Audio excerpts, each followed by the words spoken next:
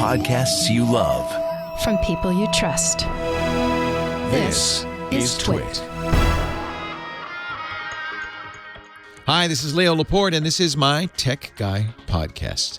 This episode aired on the Premier Networks on Saturday, January 4th, 2020, from our LastPass studios. You're focused on security, but are your employees? LastPass can ensure they are by making access and authentication seamless. Visit lastpass.com/twit to learn more. This is episode 1657. Enjoy.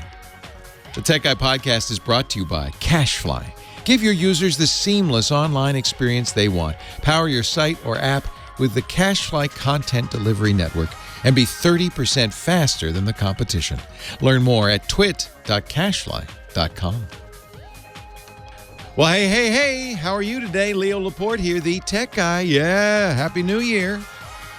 Week 1 of the Tech Guy. This is a show where we talk about computers and the internet and home theater and digital photography and smartphones and smartwatches, you know, all that stuff, all the technology that is invading our lives. And this is week 1 of year, well, let's see, let me think, 16, week 1 of our 17th year as the Tech Guy, my 17th year as the Tech Guy. I always hate it when they say our for, you know, the royal we. Thank you. Our started January 3rd, 2004, doing the Tech Guy show on our mothership, the beautiful KFI in Los Angeles, and then it spread like a disease all over the countryside. And here we are in the year 2020. Does that freak you out? Maybe if you're young, it doesn't. For me, it's a little odd, to be honest. It feels like that is a year in the future, like the distant future. You know, 2001, A Space Odyssey, that was 19 years ago. That was the future. When I was a kid, we watched that. You know, that was 2010, the year we make contact. That was 9 years ago. Even Blade Runner was last year. So I grew up in the 60s, 70s, and 80s. I grew up watching movies talking about the future, and this was the future. Actually, this is even like this is like distant future. And here we are in 2020. And I admit, after New Year's Eve, I hope you had a good New Year. After New Year's Eve, I was a little down in the mouth. And I thought, well, gee, my birthday didn't bother me that much. It's not getting older. It's here we are in the future, and it's just not that different. Where are the flying cars? Weren't we supposed to by now? Elon said we'd have self-driving cars. We don't have any of that. By now, shouldn't we have more stuff, better stuff? Shouldn't everything be clean and shiny and, you know, shouldn't we have brain implants? And I don't know. It just seems like we didn't really get all the things the science fiction authors promised us. You know, it's an interesting fact, and I'm going to call it a fact. It's an opinion, but I think it's kind of factual. It's an interesting fact, in my opinion, that a lot of what we do get in this new technology world is influenced by what its creators read as a kid in science fiction. Science fiction authors have a lot of burden for the future we're living in, because those kids read, you know, whatever it was, Tom Swift, or that was the flying car stuff, or the Jetsons, or, you know, Isaac Asimov or Ray Bradbury, and they said, well, that's I want to make that happen. You know, the one that's probably the most influential is a couple of guys, William Gibson, who was credited with the creating something they call cyberpunk sci-fi, and Neil Stephenson, both active science fiction writers, two of my favorites, love them. Gibson wrote something called Neuromancer. Neil Stephenson wrote something called Snow Crash. Both had, Neil called it a metaverse, a virtual reality world. If you saw Ready Player One, the movie, or read the book, same thing, where you would go, you would strap on some gear In Neuromancer, you just plug it into the back of your head. I think it was the same in Snow Crash, some sort of mind-computer interface. And you would be in a new world, a virtual world, a world very different from our world, in which you could fly and do all sorts of crazy things, the metaverse. And the funny thing is about all of that, that's, I think, essentially what people like Palmer Luckey, who started Oculus, then, of course, Mark Zuckerberg of Facebook bought it. And I think that's what they're influenced by that. They say, well, yeah, we were supposed to have a metaverse by now. Do you remember, it's still around, a game called Second Life, a virtual reality world you would inhabit. You'd walk around on your computer and you could be a different person. They assigned you very kind of weird names. My assigned name was Prune Face Spatula. Didn't, like it, but I try to live up to it, try to become Prune Face Spatula. And I think it's still around, but it's as with many cyber inventions, it's kind of degraded over time. It's become more of an adult fantasy world than anything, you'd want to hang out in. Which is too bad because it was an interesting idea, but also the technology wasn't there yet. Way back when I used to work on a TV show called The Screensavers.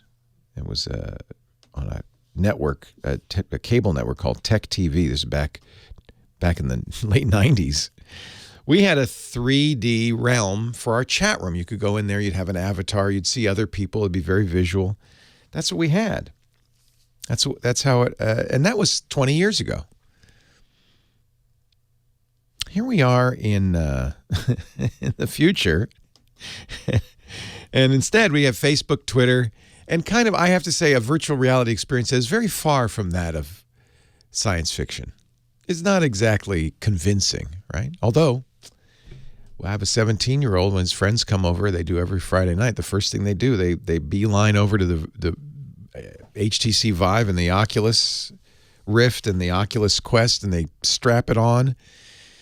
Only 3 at a time because we only have 3, and they'll play sometimes with each other, sometimes just in their own world. I watched last night, and one of the kids, they're 17, they're almost adults, was in an office environment or something like that, or maybe it was a fast food restaurant. And the other kids who weren't wearing the visor were telling him, okay, get down and flip that hamburger. Not, in my day, you'd actually get a job at McDonald's and you'd actually flip a hamburger. And it was a very realistic experience. Down to the point where you'd come home at night and smell like burger grease. They take off the visor and then nothing changed in their life. They also don't have a paycheck. It's an interesting, it's not quite what we thought it would be, and yet there is, it's a different world than it was 20 years ago. It was 16 years ago, 17 years ago when I started the Tech Guy Show. It's changed a lot. And I have to say, part of the fun of doing this is watching those changes. But it's slow, right? It's slow. So it's so gradual, it's like the seasons, or even more gradual. The old saying is the frog, if you put a frog in a pot of cold water and slowly bring it to a boil, he won't jump out because by the way, apparently that's been tested. They do jump out. Thank goodness. I'm happy to hear that. But that's the metaphor. We're frogs in a pot of water that's slowly heating up. But it's so gradual we don't, But when's the last time you went into a bank, right? Do you Many of us older folks are still making phone calls. I don't. We'd use text. The kids don't. They message each other. They don't even use text. They use messaging platforms. And what's with all this TikTok? We wanted flying cars and virtual reality. Instead, we got TikTok. 8888 Ask Leo is the phone number. We could talk about the future, our present, and anything on your mind if it has to do with tech. 888-827-5536, our first show of the new year. We got the usual. All the regulars will be joining us. Scott Wilkinson talking about home theaters coming up. Johnny Jett, our travel guru. Dick DeBartolo with the Giz Wiz. And, of course, a preview because tomorrow the entire tech world gets on an airplane for Las Vegas. You should see it. You go to the airport in San Francisco. All the geeks getting on the plane to Vegas for the big, the show formerly known as the Consumer Electronics Show. They just want you to call it CES now. The big gathering of the geeks in Vegas next week. Well, the first year of the show, I did it from Las Vegas. That was crazy. I stopped doing that. But I am going this year. I'll be back next Saturday, but I'm going next year. For this one, I mean. Leo Laporte, the tech guy. 8888 Ask Leo. Phone number coming up. Your calls.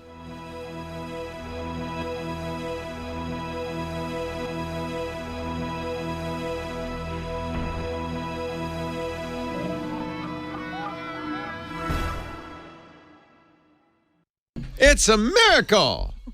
She survived New Year's Eve. That's because Kimmy don't take no Schaffer. Kim Schaffer, the unbreakable phone angel. Hi, Kim. Good. Happy New Year. So Happy is it 2020. So is it just me, or does 2020 feel like the future to you? Like, this is a weird year. I feel like this is like, it was 2001. Yeah. Was 19 years ago. Space Odyssey. Well, we should be in the future. We always heard the Prince song, "Party Like It's 1999," but that was and 20 thought that years. was so far away. Right. We've passed that. Right. About 20 years. And then that show with Barbara Walters that was 2020, and now we're in 2020, and that's kind of it weird. feels like maybe it's just me, but I was actually kind of depressed. Like, what am I doing here in the future? Well, what's the alternative? Well, no, that's what my wife always says. Consider the alternative, Laporte. Yeah, so but it's good to have made it to 2020. I guess. Blade Runner, the movie Blade Runner takes place in 2019. Oh. That's how, and that was made in the 80s. That's how far away we thought 2019 was. Well, what year was the Jetsons supposed to take place? Oh, that's in? a good question. That's a good question. Chat room, would you get on right on that? I don't know. Because I think we've probably passed that one, too. I'm sure we have. And do we have... I still don't have a Rosie the Robot. Rosie the Robot? Do we have... My car doesn't fly. Conveyor belts that you can walk the dog on? No. Nope, not yet. What was the year of the Jetsons? Did they ever say... I'm Googling it. I'm Googling it. Googling. Well, it came out in 2012. It was supposed to take place in 2012? Yeah. That's funny. We're old. I don't know. It just bugged. It's like kind of depressed me. The show produced in 1962. Oh, no. I'm sorry. No. 2062? Mike B says 2062. So well, I'm reading on TechCrunch 42 a very years. contradictory article because it says the series produced in 1962 was set in 2062, 50 years from today. Huh? That's 100. Yeah. So, no, we're halfway there. So, okay, we got a little time. Well, and the good news is I would be 106 in 2062, so I'm not going to have to worry about that. But you will. I'll let you know how 2062 Let me know, will you? goes. Give me a ring. Give me a jingle. Let me know. Moving walkways, we have those at the airports. Yeah. We don't have flying And cars. Dog treadmills. Rosie the Robot's really what we need. We might have that by 2062. We have the robots. I mean, there's robots as security in gas station parking lots. So I guess we could have a Rosie the Robot if you wanted to. We have iRobot, the Roomba. Yeah. Right? The Roomba vacuum cleaner. Doesn't look like Rosie, but it does wander around and bump into walls like Rosie. But I don't think we have a robot that will do everything for us, cook and Apparently, clean. I'm going to CES, Sunday, tomorrow, after the show. And apparently there will be lots of robots there. So I'll report then back. You can let me know if Rosie exists. Yeah. We do have Phoenix Warp in the chat room is telling me, and absolutely correct, we have a rover the size of a Mini Cooper driving around on Mars. So there is that. There have been a lot of advances. Yes. We're not exactly in the past. I have zippers. Okay. Would you tell me who I should take? Let's take a call. Well, speaking of, Dan in Woodland Hills. Don't finish that thought, or we'll be off the air. Thank you, Kim Schaffer. Hello, Dan. Leo Laporte, the tech guy. Hi, Leo. Hey, welcome. Happy New Year. Same to you. Two quick questions for you. The end of support for Windows 7, how would that affect a machine that hasn't been upgraded to Windows 10 yet? Oh, it's a good question because it's coming in 10 days. January 14th, that's Patch Tuesday, the second Tuesday of January, and that's the last time you'll get an update, Microsoft says, for Windows 7. Right. And the reason that's an issue, you also won't be able to call them for tech support. That's less of a problem. And really, if you think about it, Windows 7 has been steadily patched and patched and patched for 10 years. Maybe it's pretty good by now. But the risk is that some flaw will be found in Windows 7 after January 14th. It will become widely known by the bad guys. And the way they use these flaws is they can infiltrate your computer without you doing anything. You know, the normal course of events, you have to let them in. But if they can find a hole in Windows 7 that's big enough for them to get on your computer without your doing anything, that's bad news because you just be sitting there using your computer on the internet and boom, you're hacked. Sure. So you don't want that. I should be clear, that hasn't happened to date. And in fact, we were worried about that when Windows XP reached its end of life. And nothing really bad happened. There was one flaw that with the remote desktop program that Microsoft fixed on XP, even though they said they wouldn't. So it's not cause for running around. Your hair's not on fire. But it is worth perhaps looking at going to Windows 10. So you have some choices. Okay. What Microsoft wants you to do is buy a new computer because your Windows 7 computer is pretty old. And usually in the Windows world, that's how people don't upgrade Windows so much as buy a new computer with the latest version on it. Right. That's how you got Windows 7, probably. You had an old computer. Sure. So that's one way. You can buy from Microsoft for $139 a Windows 10 upgrade and just install it. But here's the weird thing. You may remember when Windows 10 first came out, Microsoft said, 1 year, you can upgrade it for free to Windows 10. A lot of people did, a lot of people didn't because they like Windows 7. Windows 7 is great. I mean, really, I think you could argue is the best version of Windows still to this day, ever. But weirdly, even though Microsoft said that ended in a year, it seems to still be the case. So people are reporting that they can take your Windows 7 machine. You'll have to go to Microsoft.com. They have something called a media creation tool that will create a bootable version of Windows 10's installer. Usually you put it on a USB key. You make that installer and you run it on top of your Windows 7 and lo and behold, you won't have to give them a serial number. You won't have to do anything. Windows 10 will be running and then you can check in the information about your system and it'll say authenticated. If it does, you're done. You've got Windows 10, you paid nothing. And most people are saying this happens. This works. Okay. So it's worth a try. As always, it would be prudent of you to back it up before you do this. But the nice thing, if you do this and it doesn't authenticate, they do give you a way to roll back to Windows 7. I would do that before you did anything else. Just see if you can upgrade. Windows 10 is nice. They've taken a lot of the ugly parts that were in Windows 8 out or hidden them. Okay. And I think it's a worthwhile upgrade. And then you will continue to get updates for another 5 years or so.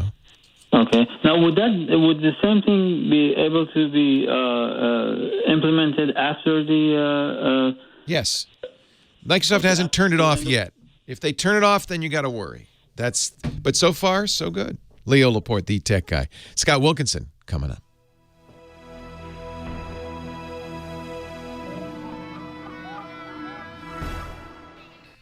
Can I get my coat up? It's time. Boy, the most exciting time of the year. Scott Wilkinson, home theater geek, is here, contributor at techhive.com. Scott and I met at what was then the Consumer Electronics Show in 2004. Now it's just CES. You said you saw me in the hall. You walked up, you said hi, and I said, come on my radio show. It was the second episode of the Tech Guy Show. Yep. And it was amazing because I had watched you on Tech TV. You know, you had the screensavers and call for help. And so when I saw you, I knew who you were. And I, being me, just stuck out my hand and introduced myself and told you what I was doing there. And you said, hey, you want to be on the show? And I said, sure. And this picture that you sent me is so old that I'm wearing an analog wristwatch. And I have a paper daytimer, Franklin Planner in front of me, plus a reporter's notebook. Yep. And my phone is some weird Nokia, the 3650 with a pseudo round dial. It was just a kooky phone. See, see how far we've come in that time? It is the future. It's only 16 years later. We're in the future. So, Scott, this is CES. Give us some background. What is going on? What is CES? You and I are going to ship out. Are you going tomorrow or the next? Actually, I'm going Monday. For one of the first time, I've been going for. I think this is my 28th year. Holy cow! I haven't gone. I haven't gone since 2012. And I think this is going to. So this is going to hit me more as the future. There should be because I was getting bored. It was kind of just incremental improvement year after year. So I thought, well, if I wait 7 years, 8 years, right, there should be some big leaps, right? Well, yeah, there should be. We'll have flying cars and robots, right? We won't have flying cars. No. The last time I was there, they had drones already. Parrot AR. Well, certainly there'll be a ton of drones. Yeah. There'll be a ton of robots in some sense or another. Not Rosie the robot from the Jetsons, of course. In 2012, 4K was like the thing that everybody was saying. We're headed to 4K, and I remember looking at a 4K screen, big 4K screen, thinking I'm looking out a window. It's perfect. Yes. Well. This year, we're going to see a lot of 8K. That's more. That's not twice as good. That's 4 times. No, it's 4 times as many pixels as 4K. Wow. And it's only taken 5-6 years to go from 4K to 8K. Are we going to go to 16 and 32 and 64 and all that, or no? You know, I assume so. I mean, it seems kind of silly to me. Honestly, 8 almost seems silly. I mean, silly in a sense. What is the resolution of real life? I mean, 4K already looks like you're there. Yeah, exactly right. Exactly right. But, you know, when you see an 8K display, technically speaking, if you think about the resolution of your eyes and what your eyes can resolve, 4K at a normal seating distance is fine. You have to push your nose against the glass. You can't see the dots. Yeah. You can't see the dots. Exactly. But you do get a greater sense of depth and realism. Not 3D per se, but it does have a quantitative improvement. Some of that's HDR also, right? Also, yes. And video processing. With the advances in video processing, which we're going to see this year at CES, some big advances in video processing, the upscaling from lower resolutions like 4K is going to look better than the upscaling from HD to 4K. The diagonal lines will look smoother, gradations will look smoother. It'll look better. There's no question about it, and that you can see from a normal seating distance. So we're going to see a lot of 8K displays. We're going to see HDMI 2.1, which is the next version of HDMI. So which all carries, new cables. No, well, yeah, new cables. All right.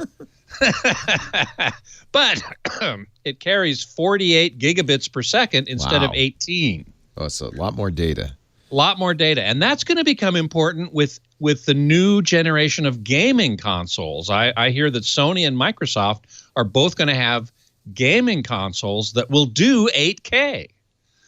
Now, that's from streaming. As far as I know, there is no hardware, hard disk kind of 8K no format. Content. There's no Blu-ray format for 8K. Yeah. There's no 8K Blu-ray and you'd format. be silly at this point to try to come up with a physical format. Physical's over, right? But how many of us have enough bandwidth to stream 8K? Well, right. I mean, 48 gigabits, that's a lot. I'd be happy with one. Exactly. Okay. Now it's 8K. Streaming 8K is going to be very highly compressed. So, it's not going to require 48 gigabits. Another very interesting thing we're going to see is a couple of companies entering the U.S. TV market, Chinese companies. In particular, you're going to love this, Konka. Konka? Yeah, Konka is making a big push into the U.S. market. They're going to have LCD. They're going to have OLED. And they're probably going to also show micro LED wall-sized displays. Oh, So when we were doing this in 2004, plasma was state of the art. Plasma was the big thing. Yeah, we that's had gone. LCD and plasma. Plasma's gone. We've replaced it with something that didn't exist at the time, or certainly not in quantity. OLED. Correct. So is there a new? So is micro LED the next big thing? Micro LED is the next big thing. Yep, it is. And what that is it's super tiny little LEDs, microscopic LEDs that emit light directly, and they're placed in a very tight array, and they're put into these tiles that are maybe a foot square roughly. Yeah. And you just tile up as many of them as you want, and they butt up against each other and form a seamless, larger screen of virtually any size you want. And they're That's super what's bright. interesting, right? You can piece them together. Exactly. Can you Exactly. do that even make- on delivery? Like, in other words, one of the problems with giant screens is getting them through the door. Yes. Can you assemble a micro LED? Yeah. Oh, you can. Absolutely. That will be the way it will be delivered and put together. In pieces. So no door, your door size is no problem. Wow. So that's we're going to see that. Sony's been showing that for several years. Samsung in particular has been showing that for several years. I'm sure we'll see that as well.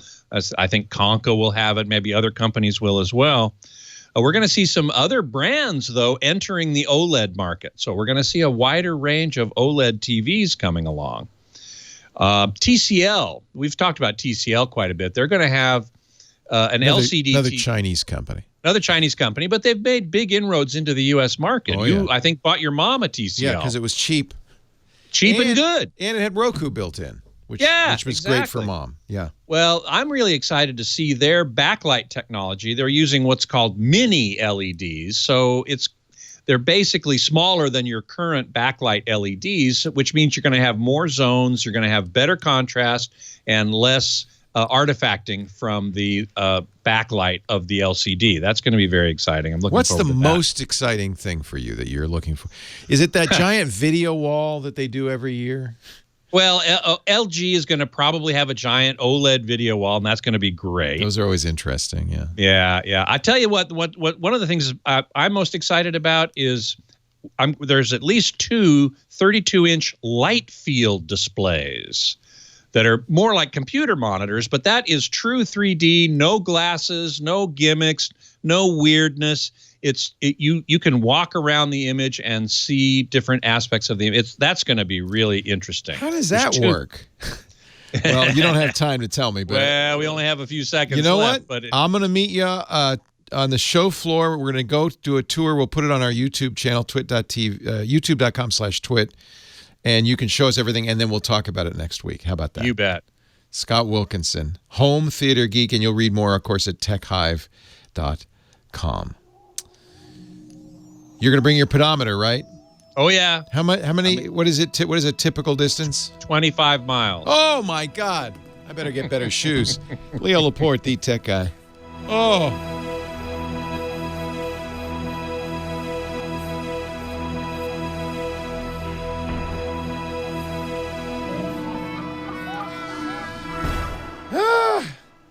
And are you taking meetings I have in other some meetings. locales? I told Aunt I don't want to have to get around.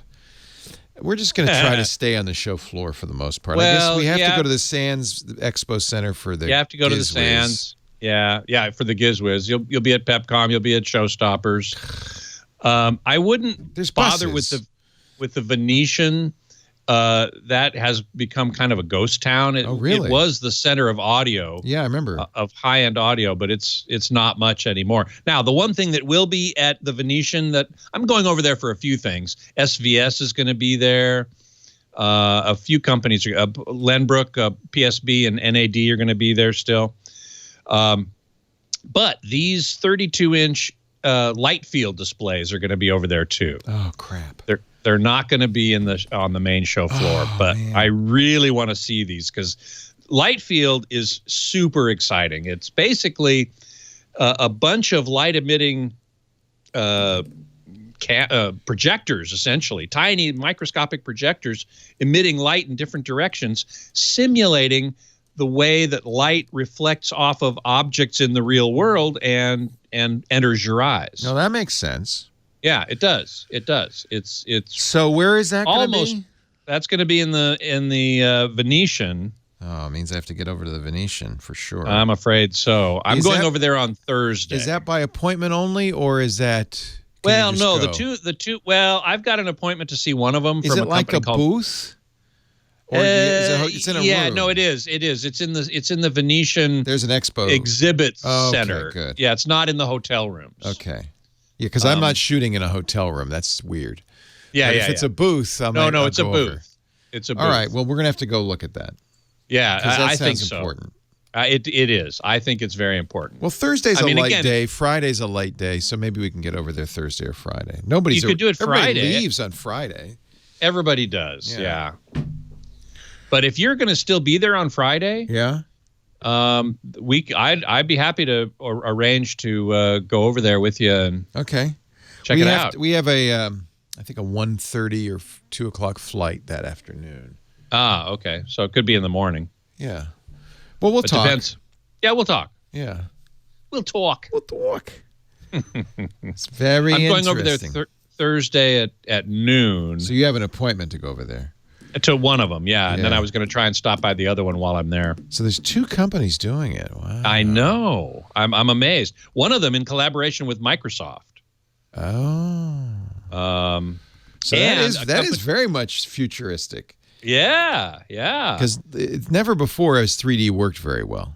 No, that's correct. And this holds the promise of finally realizing a really, really good 3D. Are they so they're projecting into your eyeball, or are they bouncing it off of something? No, they're not bouncing it off. As far as I know, they're just projecting light out from a surface in different directions. Yeah. That's the key. But you have to look at the surface to see it. Yes, exactly. It has to, so one of the light field guys told me one time that the holographic projection from R2-D2 of Princess Leia saying, "Help me, Obi-Wan Kenobi, you're our only hope," isn't possible. It needs to be. However, you remember in Back to the Future 2 when the shark comes out? Yeah. That is possible. Okay. As long as you have a wall of these little tiny projectors. Right. You can't have it in the little thing on R2-D2's eye. Exactly. Okay. Exactly. Stick around for the top. I just used that in the middle. All right. I'll see you. No problem. Leo Laporte, the tech guy, living in the future. It's exciting up here in the future. So because Scott and I are going to go over there to see this light field display. This is the holy grail, right? We know 3D is a flop. 3D video, 3D movies flop, right? It started in the 50s with you would put on the paper sunglasses with one green lens and one red lens. And then with the green lens, you'd only see the red, and with the red lens, you'd only see the green, and they'd put it up on the screen, and then it would look 3D. As well as that looked. Honestly, the modern 3D technologies are similar idea, but they, instead of using red and green, they use polarized shutters, they polarized lenses, they use alternating shutters, they use all sorts of techniques to get you to see a slightly different image in your left eye from your right eye, and your brain goes, that's the real world. That's not how this works. A light field display is a projector that you're looking at. It's projecting in all directions. Just like, if you looked at if you picked up a pencil and you looked at it, what you're seeing is the light bouncing off the pencil, and it looks three-dimensional. You move it around, because the light bounces off from, the light source in every direction. It's not like, if you move it over here, you can't see it anymore. No, it's so I guess that's the premise of this light field display, is to project into your eyes, no matter where you are, a 3D image. We'll see. I'm a little skeptical. We'll see. But I'll check it out. Scott and I, it's going to take me over there. It's, of course, not in the main convention hall. It's hard to imagine how crazy this show is. Typically, I don't know how many it'll be this year, but in the past years, CES has attracted 180,000 attendees, mostly journalists and dealers and vendors. That's not open to the public. You heard Scott say he walks 25 miles. 25 miles just to see all of that stuff. And you can't. He doesn't see it all. You can't see it all. There's just too much. The other thing that is a little bit of a disappointment with CES is many of the things, I would say more than half of the things you see there, are not going to come out till the end of this year, if ever. If ever. Because the point of CES is to say to dealers and people who sell this stuff, hey, here's our thing. Would you be interested? And if a dealer goes, yeah, not that, no, I'll pass, then maybe they don't even make it. So you'll see stuff that doesn't come out. You'll see, it's like going to a car show. You see the concept cars that are never going to come out. It's a lot. And it's just crazy. Getting around is crazy. 2.9 million square feet of exhibit space. 4,500 exhibitors in 30 plus categories. And that's just the show floor. And then it's spread out all over Vegas. So this light field display, you got to go all the way back down to the Strip to the Venetian Hotel, because there's an exhibit center there. There's one where the old Sands used to be. What is it now? The Wynn? I can't. They blew it up, right? But the Expo Center is still there.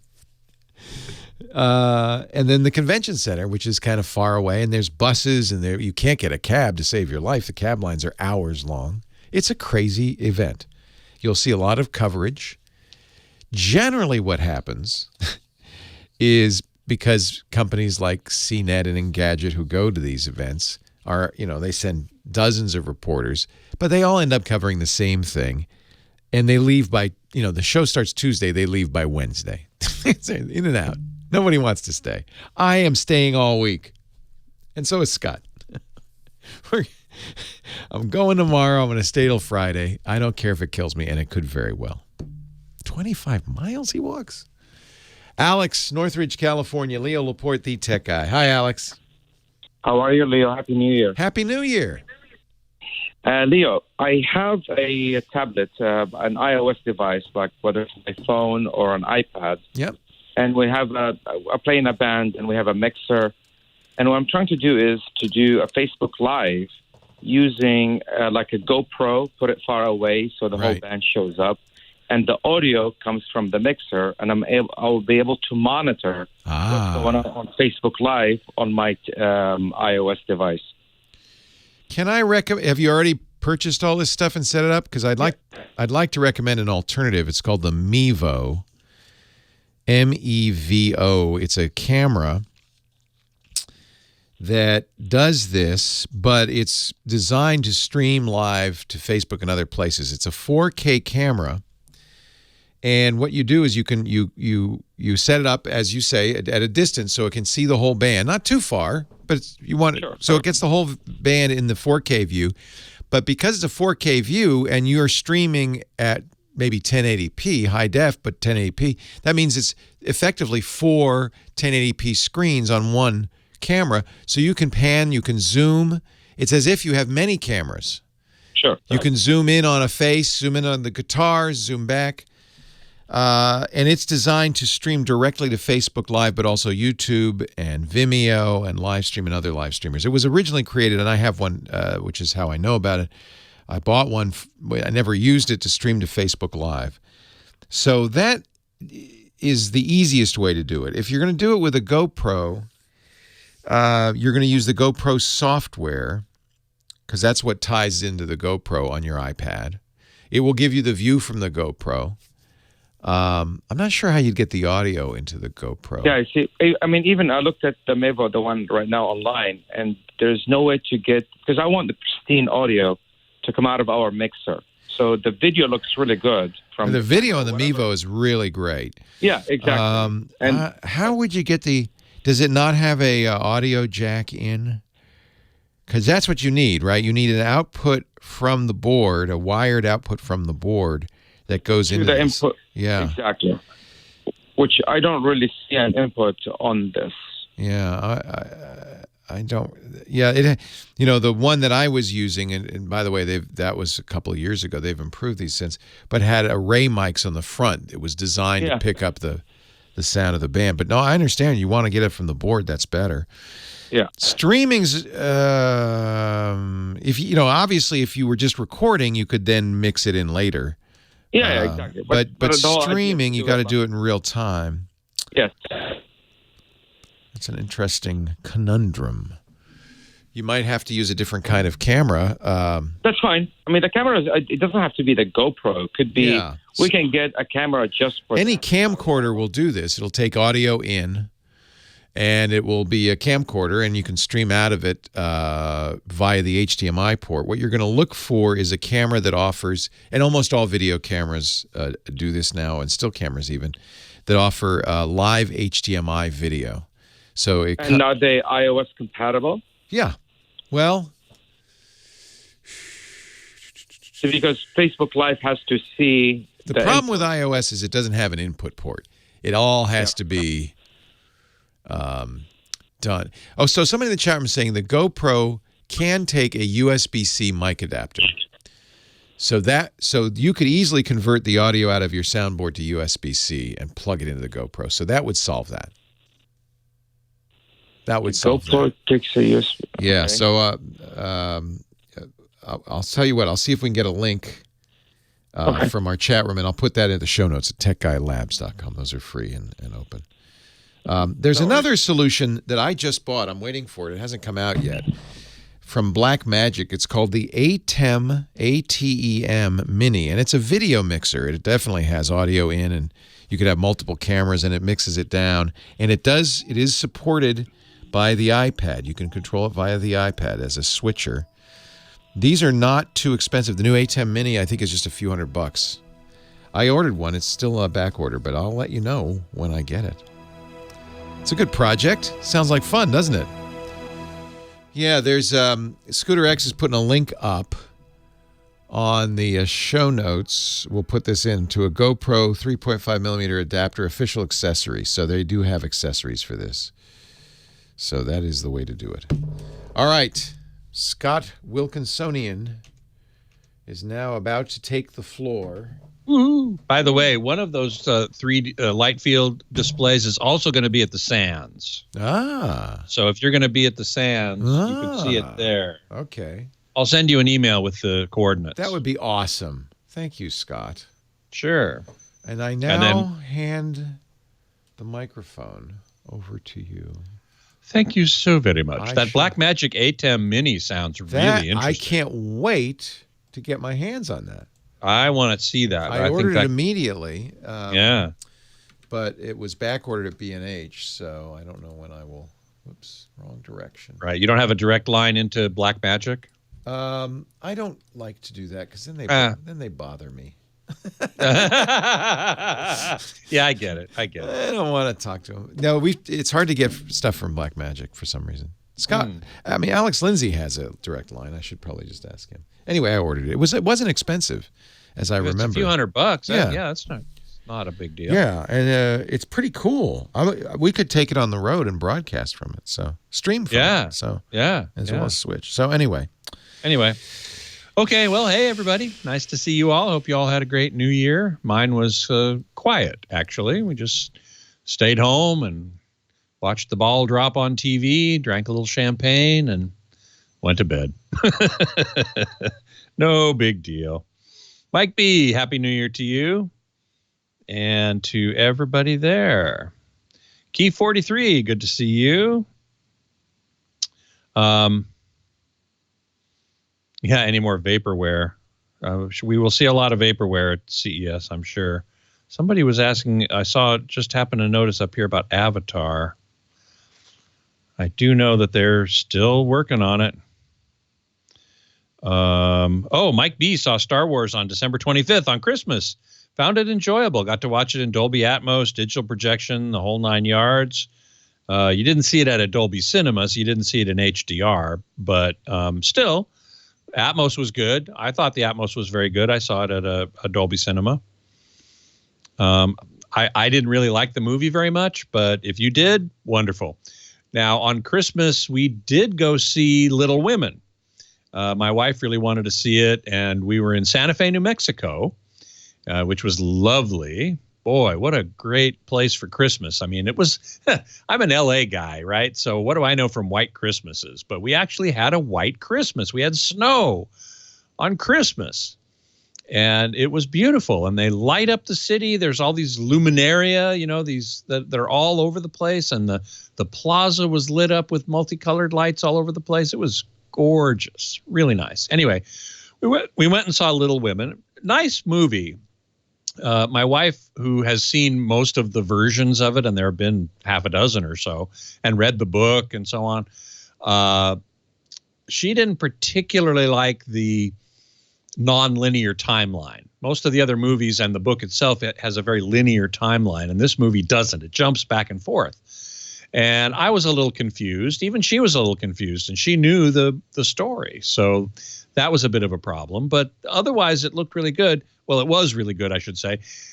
It really, really would have benefited from high dynamic range. And in fact, at the end, we always sit through the credits, and at the end, it said Dolby Atmos and Dolby Vision. And I was amazed because I'm sure it's not going to play in very many Dolby cinemas in Dolby Vision because Star Wars is in there, and that's still making money hand over fist. So I didn't expect to see it in any Dolby cinema, but it sure would look better in high dynamic range. There are an awful lot of dark, dim scenes, indoor scenes, sometimes, often with a brightly lit window in the background, and which made the interior detail kind of wash out and disappear. And man, oh man, it would have looked so much better in high dynamic range. I assume that they will release it on disc and it'll have high dynamic range. Maybe it'll be streaming in high dynamic range. I'll want to look at it again because it would look fabulous in high dynamic range. And without it, it was not that impressive. So Robert Bigelow says, yeah, Saoirse, how do you pronounce her name? Saoirse Ronan was over the top good in that movie. Glenn Close. Wait, that wasn't Glenn Close. It was Laura Dern and Meryl Streep. They were great. They were absolutely great.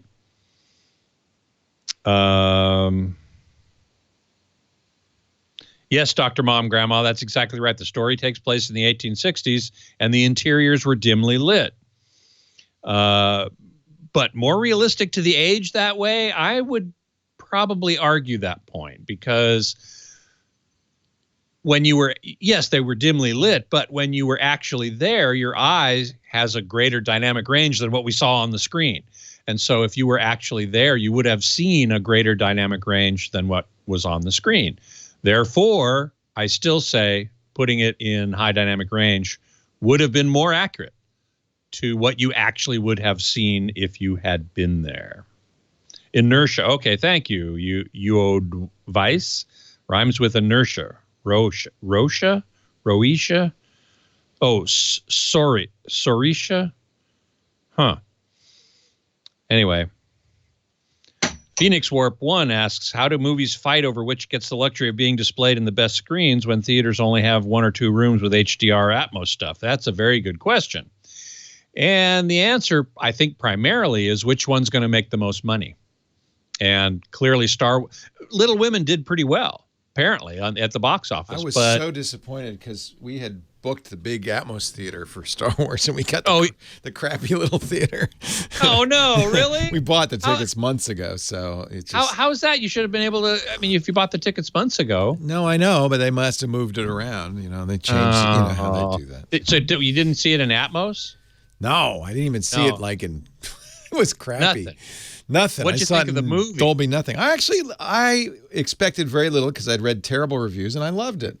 You loved it. Okay, good. I brought tears to my eyes at the end because they wrapped up the whole thing. They did. Yep, they did. Absolutely. And in hindsight, I agree with what people said. Oh, they just dragged Han Solo out for a cameo and stuff. It's like they just made up stuff. But that's fine. We had to be that way because it was the end of the line. And it was the end of the line. Yeah. I really enjoyed it, and I loved all the people being there and stuff. It was fun. Well, hey, how are you today? Leo Laporte here, the tech guy. Time to talk computers, the internet, home theater, digital photography, smartphones, Smartwatches, all that jazz. 8888 Ask Leo. The phone number 888-827-5536. Toll free from anywhere in the U.S. or Canada. We also have a great website that's free and open to all, techguylabs.com. And everything we talk about is there.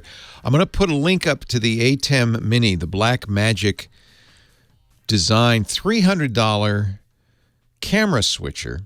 Black Magic, this ATEM line from Black Magic is really good, very affordable. And really, this is aimed at the aspiring YouTube star or anybody who wants to stream live. It lets you connect multiple cameras, 4 camera inputs. You can put the audio directly into it. There's video effects, dissolves and swipes and all the things that you see on television. It's really amazing. We are in the future in this respect. It has a USB output, so it basically becomes a webcam. So you can, then connect it to any other video software. There's HDMI out for projectors. It has microphone inputs. And it will allow you to control it via an iPad, as with all the ATEM stuff. So it's basically a broadcast switcher. I remember when I used to work in television 20 years ago, we built a studio with a big Grass Valley multi-camera switcher, $1 million. $300. You can pretty much do the same thing now. And you probably already have a variety of cameras. So let's actually, I held Scott over. Hello, Scott Wilkinson. Stick around because on line 2, we have a Tuba Christmas fan, Jeff in San Dimas. Hello, Jeff. All right. How you doing, guys? Great. Welcome. Did you go see Tuba Christmas? I've been a long-time participator from the very beginning. Oh, you're a tuba player. Yes. My dad and I played both in it for 44 years. This is Jeff Hitchens. Hutchins, yes. Hutchins, yes. He knows you. All right. Oh, yeah. Hey, yeah. Jeff has played in every single Tuba Christmas Los Angeles from its inception. Wow. Yeah. He's a very special guy in the Tuba Christmas world. Jeff, nice to speak to you. When you play tuba in real life, where do you play the tuba? In real life, right now, I play in my church orchestra for fun, and okay. Wherever else anybody needs a tuba player. Because I think of tubas in marching bands, but you don't see them a lot in real life. Maybe in a klezmer band or something, but you don't see them a lot in rock concerts. No, well, actually, there are a couple out there, but no, my dad played in a banjo band, a jazz band, Dixie band for fun too, and fun. That's awesome. Actually, there's a tuba player in the Roots. Roots would make sense. Jimmy Fallon's band. Yeah, that would make sense. So, nice to talk to you, Jeff. What's your question? Well, just why my kid's Xbox gets a better Wi-Fi reception than the Vizio TV, which is right above it. Yeah, they probably so there is definitely a difference in the quality of the Wi-Fi receivers and antennas that companies put in their equipment. Generally in computers, the Wi-Fi chipsets, there are a handful of them. They all use roughly the same ones. And I would imagine that Xbox has a computer type Wi-Fi chip and antenna. Your TV, though, remember these TVs, they're trying to keep the cost down. And they probably aren't using the same Wi-Fi gear as in a computer or an Xbox. It's been my experience, in fact, that the TV Wi-Fi is terrible. TiVo Wi-Fi is terrible. That I'll be looking at 5 bars with a computer right next to it and 2 bars on the TiVo or less. In fact, my TiVo says constantly, I don't see any Wi-Fi. You just saw it a minute ago. Yeah. I think is that your experience, Scott? I think that's fairly typical. Yeah, absolutely. Absolutely. Which is one reason why I always say if you can hardwire your TV, if you're going to be streaming, it's always better. Yeah. I'll do that. Yeah, if you can. Right. Yeah. I think this is really just a matter of the choice of hardware that they use. Remember also they've got to put an antenna in there. And who knows, if there's interference in the TV that might affect the ability Probably of the is because it's so thin. Yeah. There's so little space in there that there's a lot of electronics crowding around that antenna. But it has been my experience that AV gear often has terrible Wi-Fi. Yeah. I'm afraid so. Yeah, that's just kind of the nature of the beast. Hey, it's nice to talk to you, Jeff. You too. Thanks so much for calling. Wow. You're welcome.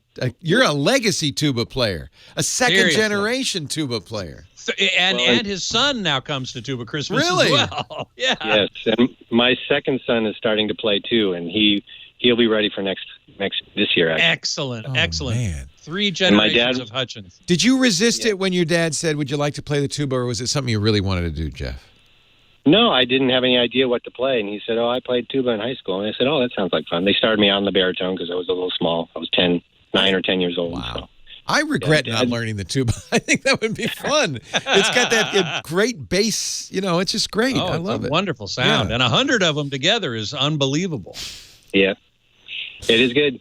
My dad will be watching from heaven. He passed away on the 22nd. Oh, I'm so sorry. Yeah, I'm so sorry. His first tuba Christmas in heaven. He'll start it up there. Very good. You know, He'll if you- start one up there. If you put I him at love it. Forest Lawn, he'd have a good view. That's right. That's true. I'm just kidding. That's terrible. I'm sorry you lost your dad, but it's great that you had that together, right? That you had that thing. For sure. Yeah. Thanks, For Jeff. decades. Thank you. And thank you for sticking around, Scott, to help us out with the caller. Yep, Yeah. no problem at all. Scott Wilkinson. Again, he's at techhive.com. That's where his column is, and he's going to give us great coverage. Well, next week we'll talk about CES and all the TVs and stuff. Does it ever happen, though, that there's a surprise? Not for you. Oh, yeah. No, Really? Once in a while. Yeah, once in a while there'll be something like, whoa. Because, I mean, It's there's press usually- releases have been going out. You're making appointments. And also, especially in your world, it's hard to come up with something brand new and different. I mean, in my world, there's all sorts of crazy little gadgets and gizmos. I expect to be surprised by many things, but Sure. AV, there's a Yeah. It's rarer than in other parts of this industry. I agree. I mean, you've got a TV. It's got a great picture. Okay, next year it's going to be a little better. Right. You've got speakers. How many ways can you make a speaker? Yeah, that's right. We haven't really changed much That's in a the speaker very world. mature technology, Very- and you. That's one way to very mature.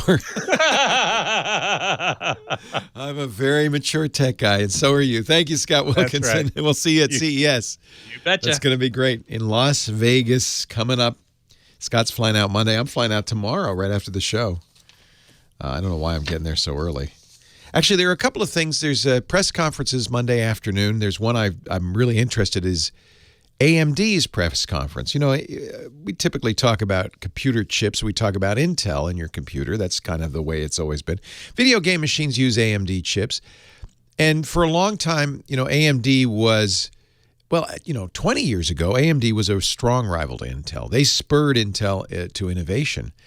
And then they fell behind and advanced micro devices. And but in the last year, suddenly Intel has started to fall behind, and AMD is lapping them with really incredibly powerful, they call them the Ryzen Threadripper chips. And we expect some big announcements there. Also with AMD video cards, they're competing with NVIDIA. That's the big GPU graphics processor card company. And NVIDIA's really been, like Intel, been beating AMD for a while, but AMD's coming back. So I'll be going to that press conference on Monday afternoon. We'll have a lot to talk about next week, I promise you.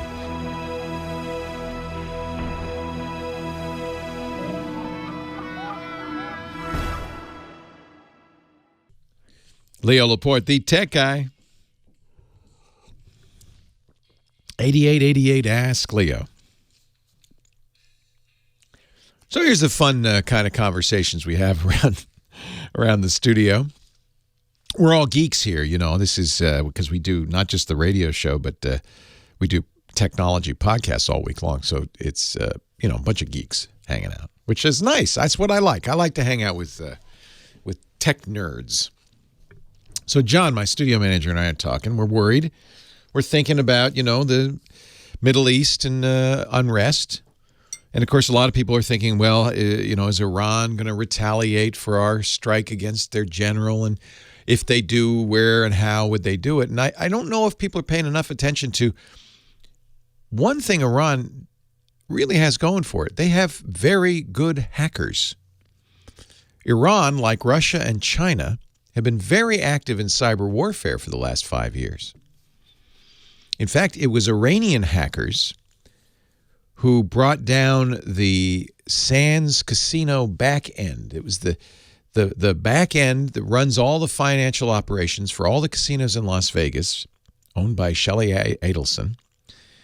You would think, and this has got to be the most tightly protected computer network in the world, right? I mean, you saw Ocean's 11. This is the house, man. They got to have great cybersecurity, right? Well, Iranian hackers got in, brought it down, took it over a couple of years ago. So I don't want to scare anybody, but I think that the retaliation may come in forms that you don't completely expect. And there are certainly they have a very active hacking group. We're starting to move in a new direction for warfare. Very different, high-tech warfare. It's very different. Very different. 8888 Ask Leo. Back to the phones we go. Timmy in Oak Hills, California. Hello, Timmy. Hey, good afternoon, Leo. Good afternoon. How are you? Happy New Year. Well, Happy New Year to you, sir. Thank you. You've been so helpful with the transition from Windows 7, and in the security updates and all that kind of stuff. So I took your advice, and I flashed a thumb drive with Linux PLP for my good old HP Pavilion laptop, and everything seemed to install fine. But I'll kind of nutshell it for you. Once it's all comes up to boot, and I restart, take the thumb drive out, it will not finish updating the system files itself, and no matter what I do, I opted out not to encrypt the hard drive on installation, for one thing, but it keeps going back to a key ring no matter what I try to do. It won't finish the updates. It gets over a day. Oh, I know what's wrong. Oh, yay. I'm starting to recognize the symptoms. So let me give everybody some background so that they can understand what we're talking about here. Because I'm always promoting this as an alternative. There is an operating system that's not Mac. It's not Windows. It's called Linux. It's free. It's open source. Created in 1992 by a Finnish graduate student named Linus Torvalds, who just had his 50th birthday. Happy birthday, Linus. He's a real hero because he gives it away. He gave it away. He let the world work on it, improve it over the last 20 years. It's been 27 years. It's been greatly improved. And I would say it is an operating system functionality-wise on a par with Windows and Macintosh. And there are more than 65,000 applications that run on it.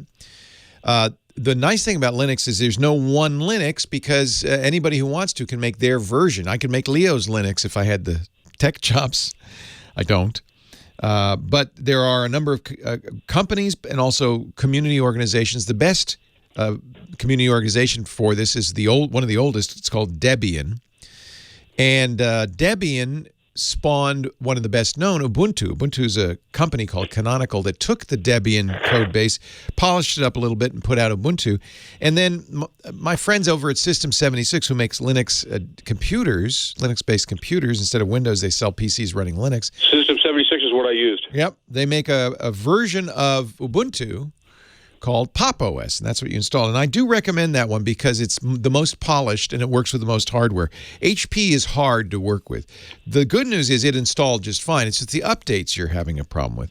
And this is the key link well, that's why the update's not happening. So I'll explain what's going on. Please, thank you. And I wish here's where Linux is a little bit behind Windows and Mac. Windows and Mac are designed for normal people. And so generally one company, it's one for-profit company that's maintaining it, and they have a strong incentive to make it kind of operate without any problems, especially because they don't want you calling for tech support. Linux, it's done by hobbyists. It's a little bit designed more for savvy folks. Generally, when you have a problem like this, the best thing to do is Google it and take the error. I just take the error message, put it in quotes, and Google it, and you'll almost always find somebody with a similar problem and some solutions. In this case, for security reasons, when you do updates, and one of the nice things about Linux, you've already discovered, is you don't just update the operating system. When you update everything that you've installed. Right. Which is wonderful. It's one command. Usually it's a command line, although you can use the Pop OS Pop Shop, they call it, to do the updates. And it updates everything, which is really important for security. No product is unpatched. So one of the reasons I love Pop OS particularly, but Linux in general, is because of that. But in order to protect you, most of the time these companies do something they call sign the code, to say, no, it really came from us, because one way hackers work is to put fake code up there, but they don't have the signature key, so they can't sign it. You're running into a not uncommon problem, which is that the signature for the software you're trying to update is not on your key ring. And so you're seeing an error code that says, I don't recognize this key, I don't have a key, I can't finish this install. Exactly. That's to protect you, because unsigned software is dangerous. So the trick is going to be, and this is the thing I can't fix for you, but what you need to do is get the new key for that distribution. And there's a command line that you'll install it. Once it's installed, it's in your keychain, and it verifies that the update you're getting comes from the guy who wrote it, comes from the right people, not some hacker. So this is important for your security. And it does stop, because it says, well, I can't verify it, so I'm not going to install it. That's good. The good news is your software is running. The bad news is you want to update. So you're going to have to do a little Google foo to find the command line to update that particular key on that package. Once you do, you'll run the install. It'll all run flawlessly. This happens once in a while, but enough that they really need to fix this. Well, the website that I got, the System 76. They gave me two options: the Intel and also the AMD NVIDIA, which is the one I have. Hang on for a second. Hang on for a second. I got to take a break. Coming up, Johnny Jett, our travel guru. Stay right here. So so this is another confusing thing. Which version of your operating system do you get? Most people should use the AMD one. And because you have an NVIDIA card, you were right to choose NVIDIA. And that's one of the reasons I like Pop OS, because it supports your graphics processor right out of it. And the website was Linoxide. Do I go back to them then to ask for that key that you're talking about? No. Or? So which program is spitting the error? It'll say, I don't have a key for. Well, it stopped. Like I said, it stopped the updates, and then so I just tried. Well, instead of installing the updates first, the first thing I did was the email program that comes with it, which is, I believe, Geary. Yep. And Geary kept saying, well, please type in your email password, which I did, and it doesn't recognize that. Well, so that's a different issue. That's just setting up the email to work properly, and you'll have to get all the settings. It may be It's the same pop-up window that I get no matter what, but since I downloaded from Linoxide, the System 76 version. So that's not the place to get it, by the way. Get it from System76.com. System76.com. Just go there directly and tell my problem, so to speak? Yeah, they have good support. They'll probably explain this to you. Okay. The problem is almost certainly that it's not Pop OS that's stalling. It's whatever when you update, you notice you update a bunch of stuff. Right. Yeah, the Office, the LibreOffice, and all that stuff. Yeah. So one of the programs you're updating, not your operating system, because System 76 handles that fine, but one of the programs, and this is because it's hobbyists. Sometimes they update the key, but there's no mechanism for getting you the new key. So you're supposed to know when you get that error message, oh, there's an updated GPG key. I need to go get it. And there's a command line to download it using curl and add it to your keychain, and then the installation will run fine. But that's complicated. What you need to do is, I would take that error message and just put it in quotes, put it on Google, and see if you can find the command. What you're looking for is a command that will download the key and update it in your GPG. Almost have to go into the registry. No, that's the good news. There's no registry. It's just that there's a keychain that's maintained by GNU Privacy Guard, which is okay, and that keychain has the key for that developer. Apple does something similar. Everybody who writes Apple software has to have a key that is assigned by Apple to verify it. And the whole idea of this is you won't be downloading something that says LibreOffice, but it's really, Hacker Office. I see. So it's to protect you. so generous with your time. One last question then. Should I do a full brand, fresh, clean install? No, you don't need to. No. This is a minor little hitch in the get along. What you need to do is figure out when you'll see the error message, it'll say some program, the key is out of date. You need to find out what that program is, and then you can Google it and find out the command. It's just 2 lines in the terminal that will add that key. It doesn't give me anything specific. It just says my keyring. Enter your keyring password. Oh, this is a different problem. Okay, so your keyring password is probably your login, your password for your system.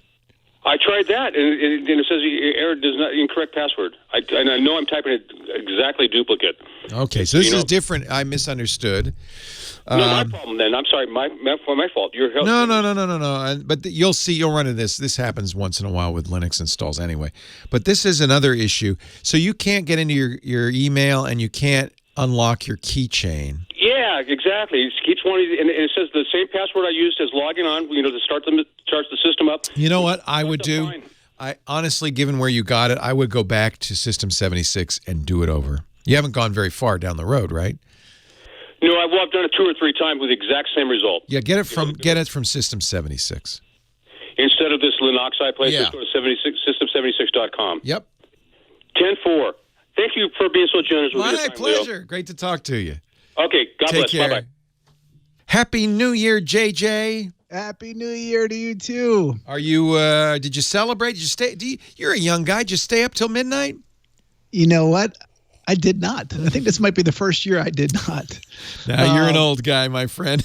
Normally we spend New Year's in Hawaii, but since we had a baby 4 months ago, we kept her off the plane. Where in Hawaii do you go? What's your traditional New Year? We always go to Oahu for New Year's, and then after New Year's, we usually go to either Maui, Lanai, or Kauai. What a great tradition. Yes. I want to start that tradition. You know where we went for New Year? I'm going to guess on a train? On a train to Reno. Wow. How long did that take? 4 hours? Well, the drive to Reno from the San Francisco Bay Area is about 4 or 5 hours. It took 7 hours on the train. But you know what? It goes by, it's weird. It goes by faster because you're eating, you're playing cards, you're talking to people, you're looking at the scenery, and you're not focused on driving. Yeah, it's great. Was it Amtrak? Amtrak. Now, I have to say, the cars are a little run down. I had taken it's the California Zephyr, which goes from Chicago to Oakland, or Emeryville, which is near Oakland, and back and forth, 2 trains a day. And I had taken it as a kid when we moved to California in 1971. It was a little nicer. I think it's the same car. A lot of legroom. Well, yeah. In fact, we got to, and this is my recommendation, if you can afford it, spend a little extra, it's not that much more, get a sleeper instead of a unreserved seat, because the sleeper has its own bathroom. You could stretch out. You could fold down a bed if you want. You can really relax. And how much did that cost, if you don't mind me asking? Well, it's probably about the same as flying, maybe a little more even. I can't remember. Yeah, but you know what? People who don't like to fly, also who wants to deal with the weather, the delays, the security. It goes over the Donner Pass. You see Donner Lake. It goes through a very long tunnel. They call it the Summit Tunnel. It's a wonderful adventure. Now I'm looking at, I want to take the Trans-Canada train. I want to take the Orient Express. I'm looking at all the train rides because my wife said, hey, this is kind of nice. We could do this. I said, yeah, I've done the Eastern Orient Express, which is amazing. Love to. Bangkok to Singapore. I've done the Darwin, from Darwin down to Adelaide on the see, wouldn't that be fun? Yeah. There are great trains. And actually, there's a great one in the U.S. I've done it Chicago to New Orleans. Yeah, the city of New Orleans. Right now. Amtrak does it, but there's actually a really nice train that does it. I'm spacing on the name. I'll tweet it out once I find my article. The good news is, I just read this, Amtrak had the best year it's ever had in 2019. I think some of this is because of Greta Thunberg. Yes, definitely. People but you know are why? aware of trains, and they're great. But you know who else why it's doing so well? Why? Because they poached the CEO of Delta, former CEO of Delta and Northwest Airlines. So they got Richard Anderson, and actually now I just read they're gonna start doing saver tickets, kind of like they do on the airline. So if you buy the cheapest ticket, it's non-refundable. There's actually a debate in Congress about whether Amtrak should try to be run as a for-profit entity, or because they're subsidizing it by about $2 billion a year, and they lose a lot of money. I mean, last year was a great year; they only lost $100 million. But I think it's so great to have trains. I think as time goes by, we're going to want better train travel. I have to say the tracks were in great shape. I was very surprised because sometimes in the East Coast corridor the tracks are not so great. We got up to 80 miles an hour in the valley. 80 miles. Wow. Yeah, it was great. Yeah. Well, you know what? Richard Anderson, if he can turn it around, he turned Delta around, and he made it the most profitable. So let's hope. Train and I think it is travel is wonderful. You bring your computer. They got Wi-Fi. You plug it in. You stretch out your feet. You go to the dining car. You have a hamburger. You come back. I mean, it's just it's luxury. It's fun. It is. I mean, and actually that luxurious one I told you about, the Eastern Oriental Express. I mean, the first night was so bumpy that the lamp fell off the shelf. And I was like, oh my God, people pay for this? We were being hosted because we were writing about it. No, the Zephyr is very smooth. I was surprised. Okay, that's good. But there's a lot of them that you don't sleep well. At least I don't. Oh, I sleep like a baby. I kept falling asleep. Okay, good. And the GAN was different. I enjoyed the GAN a lot. And I just love being in different countries. It's so fun. And you're just looking out the window and the scenery's changing. And by the way, I need to make a quick apology. Last time I was on the radio to you and one of your viewers, we're talking about Google Flights, and you guys were saying that sometimes whenever you price something out, it doesn't show up once you click it to that airline. And you know what? I thought you guys were crazy, and then literally that night, it happened to you. The last couple weeks, it has been pricing out that way, and I use Google Flights pretty much every day because I'm always trying to find the best deals, and it's been really bad on some of these tickets I've been looking at. And it says it's what happens. You get a price from Google Flights, but when you get to the airline, it's not there. Yeah, it's like $1,000 more. Oh. And I keep refreshing, changing the browser, and so it's not like it's being cached. So pay attention. Maybe they have out-of-date info in the Google Flights? No, I'm not sure what's going on, but always Google Flights is not the only place you should be looking for cheap deals. I mean, I always tell people there's not one website out there that has the best deals. So that's why you have to shop around, because airlines make deals behind the scenes with these different aggregators and websites, and so sometimes they show up higher in the results for they want you to they want to make more money. But I do love Google Flights. It's just that sometimes they do not have the cheapest deal, so always shop around. And that's actually why I created my website to begin with, to show people what's out there, not just in flights but for everything, hotels, car rentals, and things like that. Johnny has a great travel newsletter. It's free, but he also has a search. All of that's free, which is nice. JohnnyJet.com. Yes. Do we have time for an app or a website? Yeah, please. Okay, so here's an app called Polar Steps. So I use this. I love this. I just discovered this 3 weeks ago. Did I talk about it? No. I think I did. I just found it. Maybe you did, and I didn't pay attention. I've had it in my notes to talk about it for like a month, but I don't think I talked about it. It's a travel app. I've been looking for something that would allow me to kind of journal my travels with pictures. Exactly. And it follows where you are automatically. I just love Polar Steps. Yeah, National Geographic wrote, it replaces your travel journal, making it easier and more beautiful. Yes. And I downloaded it, and it will actually, if you give it access, which you have to, it will draw in all your past photos. And it knew that I was just in Germany and Spain and London. And I was like, man, and it just does it. Does it automatically. It does. And then it's free. I think they make their money because they want you to print photo books. But that's fine. I mean, they do such a nice job. I want to make a photo book. So there's iOS, there's Android, and it's web too. So and then it says which countries I've been to. It shows a map. I think this is the bestest thing. And you can follow people too. So it's a social network. Exactly. And you can share it, and also you share it with your friends and family if you want. So even if you don't want to share your stuff, you can actually get on just so your friends can share theirs with them. and it'll show you how many, what dates you were there, what, how many miles you traveled or kilometers, the temperatures, things like that. It's actually, it's real. It's really neat, and it's great for travelers. And I think, hopefully this will help people for 2020 to get out and see the world. I added it after we got back from our last vacation, and it automatically picked up everything. But I want to now go back and get everything in there because it says how many countries I've been to. It shows the flags. It's really cool. I'm using it from now on. Polar Steps, and it's a free app for iOS and Android. And it works offline too. So yeah, I love it. Johnny Jet's at johnnyjet.com. On the Twitter at johnnyjet. And Instagram. Don't forget Instagram. It's so funny because I've been looking for something like this, and I've tried all the travel journal things. Oh, good. This one's from some Dutch people or Lowlands people. So what's your handle so I can follow you? You know what? Let me look at my phone right now. I am Leo. I'm Leo Jet. Laporte. Let me. Oh, I'm already. You know what? I look at it. It saw my contacts and it saw that you're on it. So I can now follow Johnny Jet. I've requested because you keep it private, but so I've requested, and that's nice too. You can keep it to yourself. Yeah, I will make mine public once I work out all the kinks. I want to make sure that I'm not sharing photos that I don't want to be sharing. Yeah, I don't. So. I think yeah. Does it automatically just pull all the photos in there or no? And actually, it has a lot of my friends on here. I'm just looking right now. I know. I want to get everybody on this.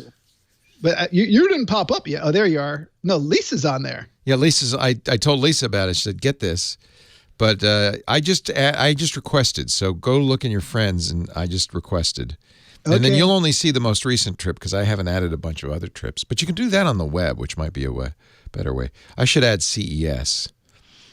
Oh, when are you leaving? Tomorrow after the Twitch show. Oh, nice. Yeah.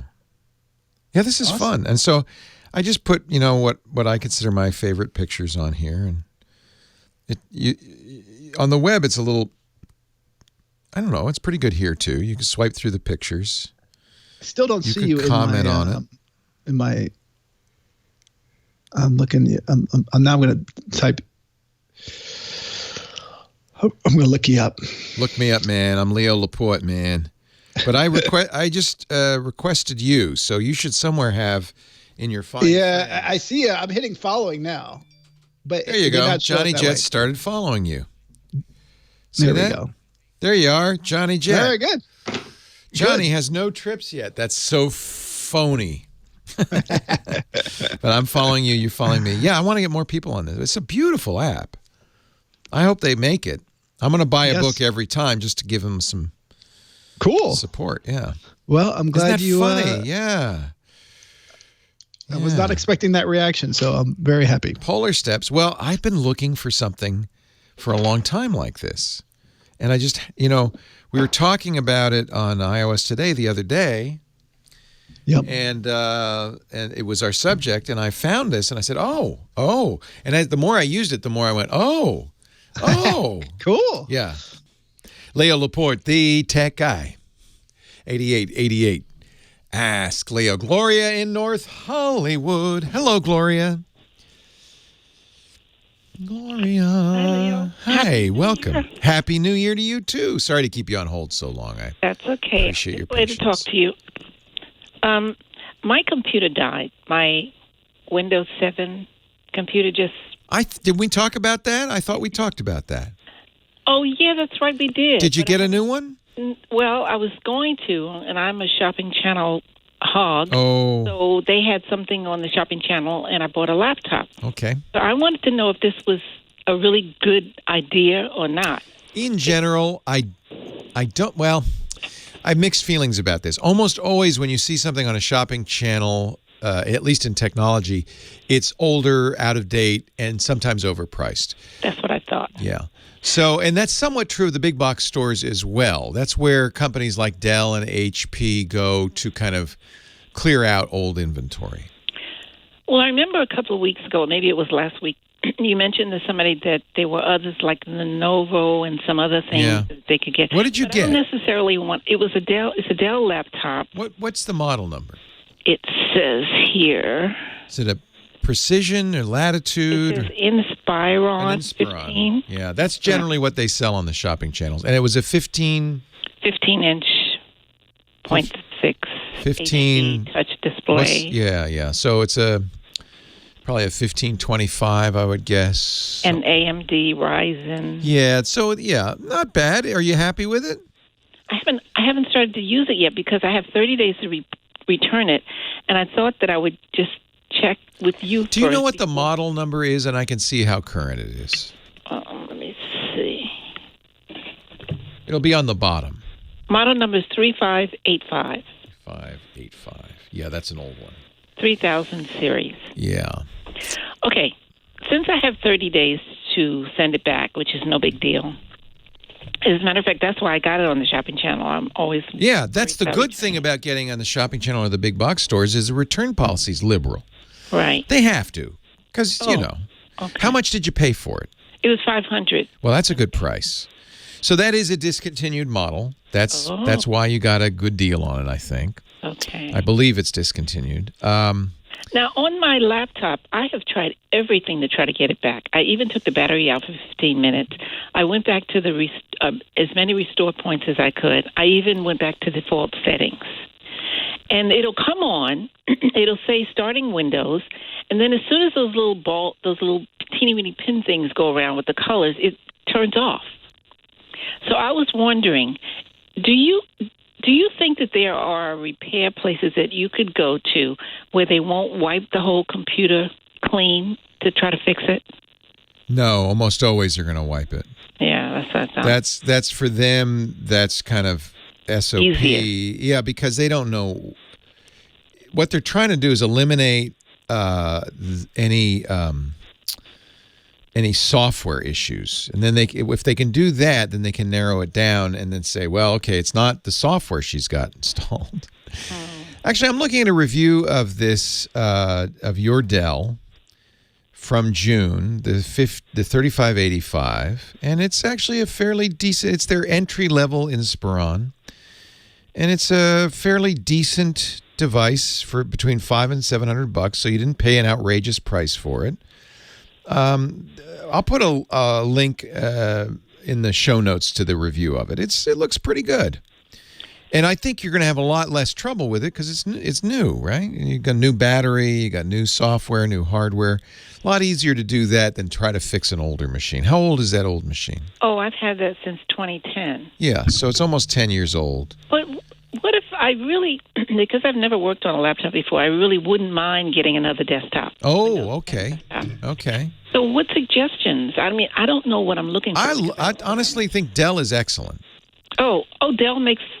They make desktops as well, yeah. Oh, okay. But go to Dell.com. In fact, that's probably the place to go to see if you got the best price from the home shopping channel because they sell this model on Dell.com as well, and you can actually say exactly what it costs on Dell. It'll probably be very similar, I'm guessing. Sounds like you're in the right price range anyway. And what is this Lenovo thing? Lenovo's another company. Dell's a Texas-based company. Lenovo's a Chinese company. Both companies probably make their laptops in China, though, so that doesn't make that much of a difference. Lenovo makes very good, inexpensive laptops, even better, expensive laptops. I like their ThinkPad line. Those are business laptops.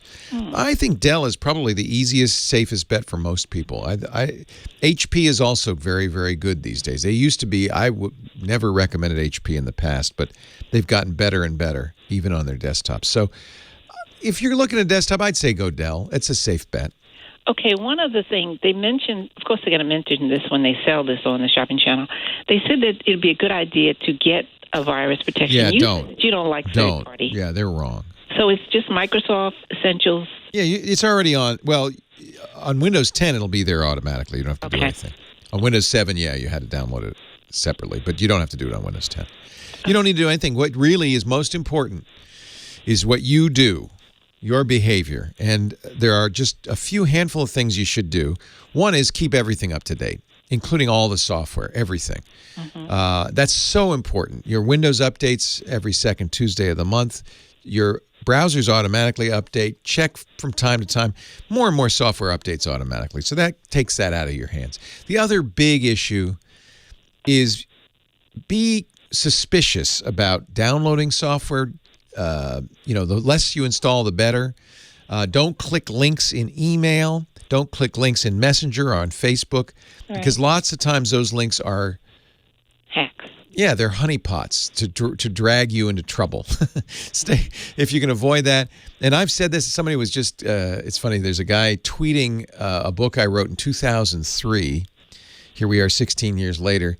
And one of the first things he tweeted from the book was, don't open email attachments. That has not changed. It's, in fact, more of a problem than it was then. Yeah. Because that's how ransomware gets on your computer. It will come from somebody you know, often, or your bank or the IRS, and just be really careful about email attachments, links in email. It's just a really easy, quick way to get into trouble. But if you try to be really kind of, I don't want you to be too suspicious, but somewhat suspicious. You see a pop-up that says, hey, this is Windows and you've got a problem on your system, call us right now. No, it's not. Okay. Things like that. Just be a little suspicious, you'll be fine. Okay, great. Oh, one other thing, let me mention. On this computer that doesn't work anymore, I used to get updates every day. Every time I turned on the computer, there was an update. Really? Maybe that was a problem, too. I don't know. Yeah, that's not typical, but yeah. And maybe it was trying to catch up. What is happening with the computer? I forgot. The computer that died? Yeah, it just won't... I turn it on. It would say, okay, do you want to click on... Because I have a partition... Windows 7 or the other partition. I'd click on Windows 7. It would say Windows is starting up with a black screen. And then that little pin that turns into... you're going to want to reinstall. Yeah, and that is, back up your data and reinstall. Anybody who's going to fix your computer is going to do the same thing. They're going to start over. So that means that I'll lose whatever. But you have a backup, right? You better have a backup. You've been listening to this show how long and you don't have a backup? When you say, see, again, I'm a little ignorant. You need a copy of all of your important data somewhere besides that computer. So I always, whenever I have anything on the computer, I save it on my flash drive. I mean, if I want to save it, like I collect. Yeah, but to save everything, you need a more orderly system. Get an external hard drive, plug it in, run backup software, back it up, then unplug the hard drive. You got to do that on a regular basis. Ideally, you'd also get something like our sponsor, iDrive, to back up into the cloud too, because the backup that's sitting next to your computer is also vulnerable. Right. It's good to have 3 copies of everything. But yeah, if you've done that, if you had iDrive, for instance, you just install Windows and restore iDrive, and you'd be done. Oh, you got to do that. It's not that expensive. It's really, I think it's so important. I wish I could get everybody to do that. Hey, Gloria, always a pleasure talking to you. I have to run, but hang in there. You're doing great.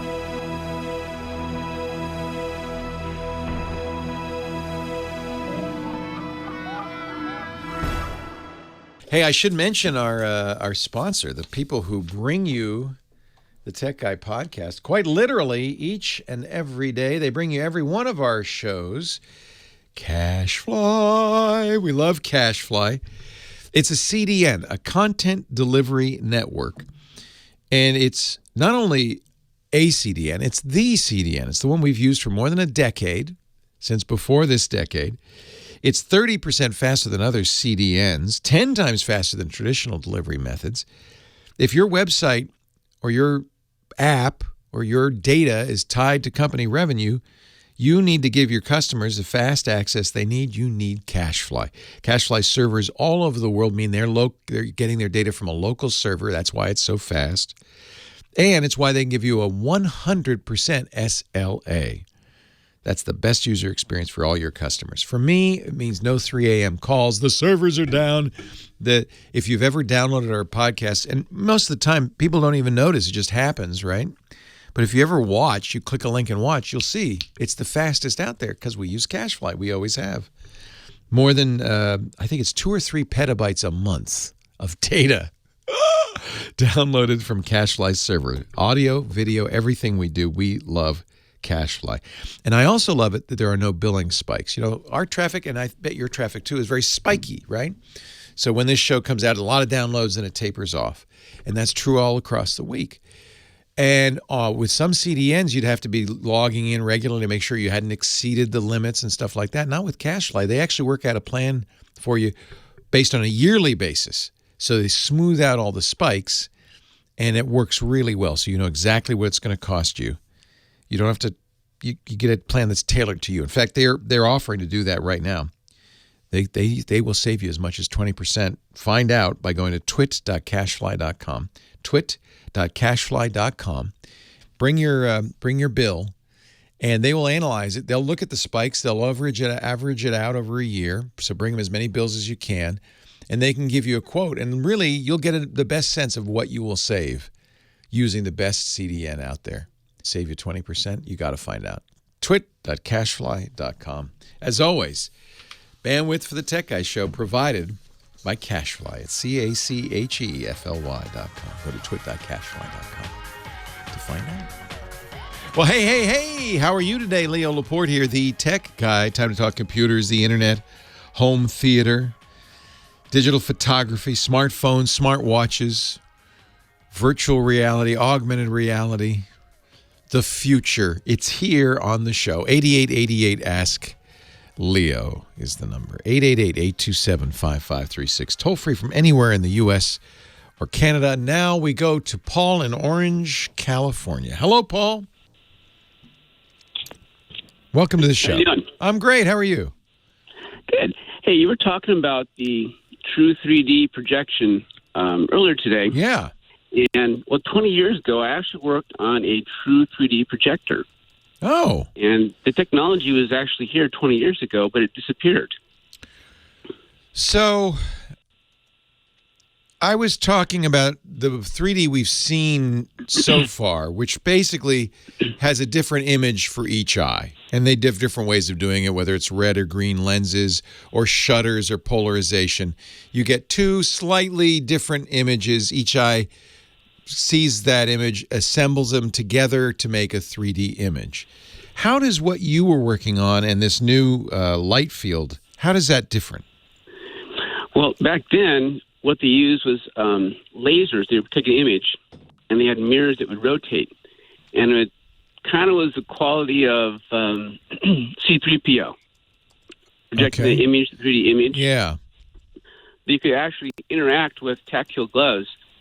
Well, we were looking for applications for training where you could actually interact with the image, interact with a part, or one of the applications was to, let's say you had a bunch of fighter planes going through dogfights. You can come back, all that's recorded, and you could actually project it in 3D space. You could sit around a table and watch the dogfight in 3D. Okay. We were actually doing that live 20 years ago. So, but again, how are you were getting it into the eyes? Were they looking at a projection? Were they looking? So what's different about this new light field stuff is it's actually projecting directly into your eye. Does that make sense? Is that the same thing that you were doing? Hello? Oh, I guess we lost him. You know, I am so skeptical because the problem with 3D up to now is you had to wear some sort of spectacles, right? You had to have the red-green lenses, or you had the polarized lenses. That's real 3D that you see in the movie theaters. There's the IMAX 3D, which has active, powered glasses that have shutters that flicker in out of sync with each other. So second one, you're seeing the left eye image. Second two, you're seeing the right eye image, and it goes back and forth. Your eyes, it's obviously faster than once per second, but your eyes are able to assemble the 3D image. All of those things require headgear, which has varying levels of inconvenience and discomfort and degrading the signal and the picture and so forth. The dream is just 3D that works when you're looking at it. Nothing to wear. You walk over there, and there it is. It's jumping out at you. Hard to do. Hard to do. There were some, I remember there were some TVs that they would watch your eyes and aim a projection at your eyes. That didn't work too well. This is the most common kind of scammy is something called lenticular 3D, where you've seen this on the comic book covers where the eyes would be following you around, or you'd walk past it and it would be an image, if you were to the left of it of a tiger, and an image to the right of it would be a lady. That's called lenticular, and it's done with a lens. And so you have to stay in a very specific spot.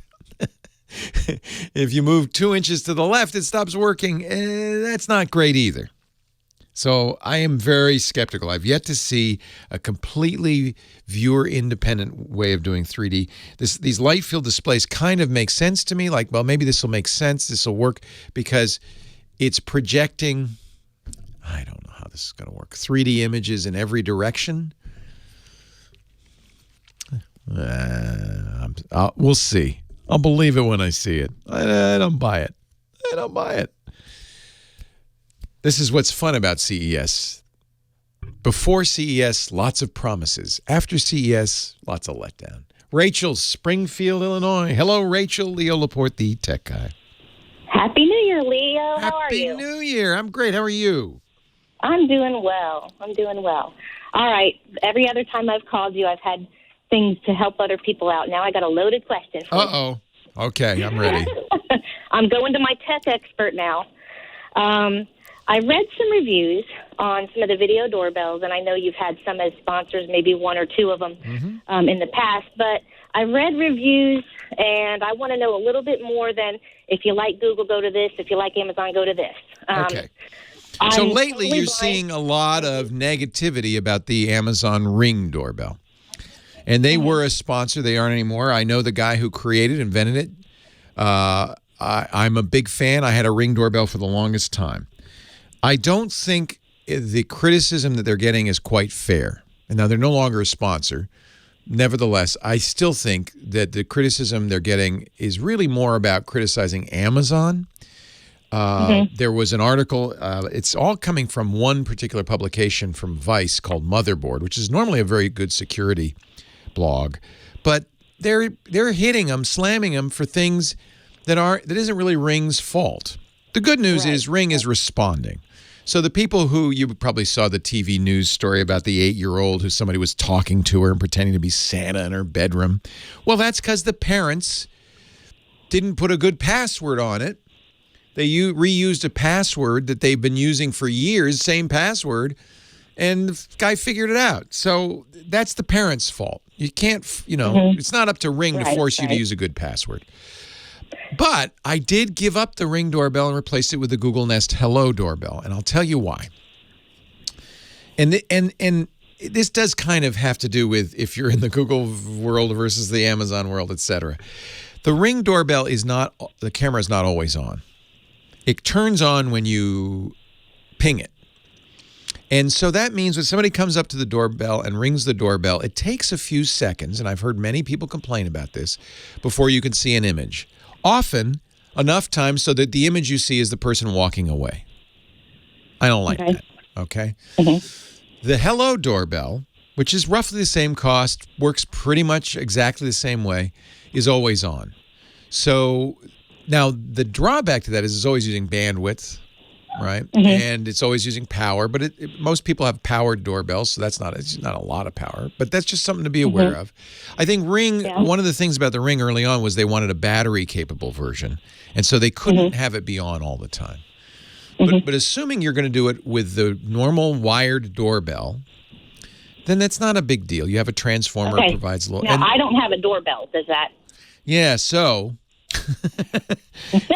So if you don't have a doorbell at all, that means you don't have any wiring there. So and I'm totally blind, so I'm looking at it from an accessibility. And you don't care about a camera.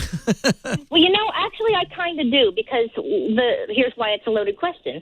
I personally don't care about a camera, but if something happens where I need that camera image, you'll have video. Say I'm home, but I don't want my 5-year-old opening the door to just somebody. So I thought, she can look at the video. That's fair. That's very fair. The Hello is kind of nice because it actually, if you have a Google, you also have to have the Google video screen assistant. It's called the Nest Hub Max. It will say, as soon as somebody rings a doorbell, somebody's at the door. If it recognizes a person, it'll say that person's name, grandma's at the door, and show the picture right away. And you can immediately talk to them and they can talk to you. So are you, are you thinking then for what I'm telling you, the Google Nest might be a better option? It's my personal choice, but you have a problem because you don't have a wired doorbell. So you want the Ring because it's battery powered. There's a battery powered, not all the Rings are, but there is a battery powered version of the Ring. A little slower as a result because it's got to save juice, but it also is fine for anybody. You could put it on your bedroom door if you want. You don't need the doorbell wired up. And it also You may not know anything about accessibility as far as the apps. Probably, do you know? No, I've not checked that.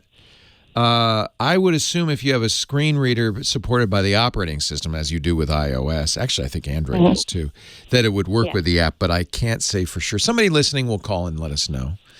I'm a tech person, but this is new tech for me. So, I figured I'd go to the expert. Yeah. And I started this journey because somebody called the show years ago and said, what about the Sky Bell? I heard about the Sky Bell. I got it, never got it working. I said, well, that's no good. I tried Ring. And I liked it, and I actually had Ring for years on our doorbell. The nice thing about the Ring is it doesn't require a wired doorbell if you get the battery backed up one. Mm-hmm. You do have to have Wi-Fi for all of these. I got that. And it has to reach to the door. Yeah, it has to reach the front door. No problem. The nice thing about the Ring, you can buy a secondary chime that you plug into the wall, so you don't need a wired doorbell. It's great if you have no doorbell. You put it on there, you mount it to the wall. When they press the doorbell, the chime, you get multiple chimes, will ring it just as if you had a wired doorbell.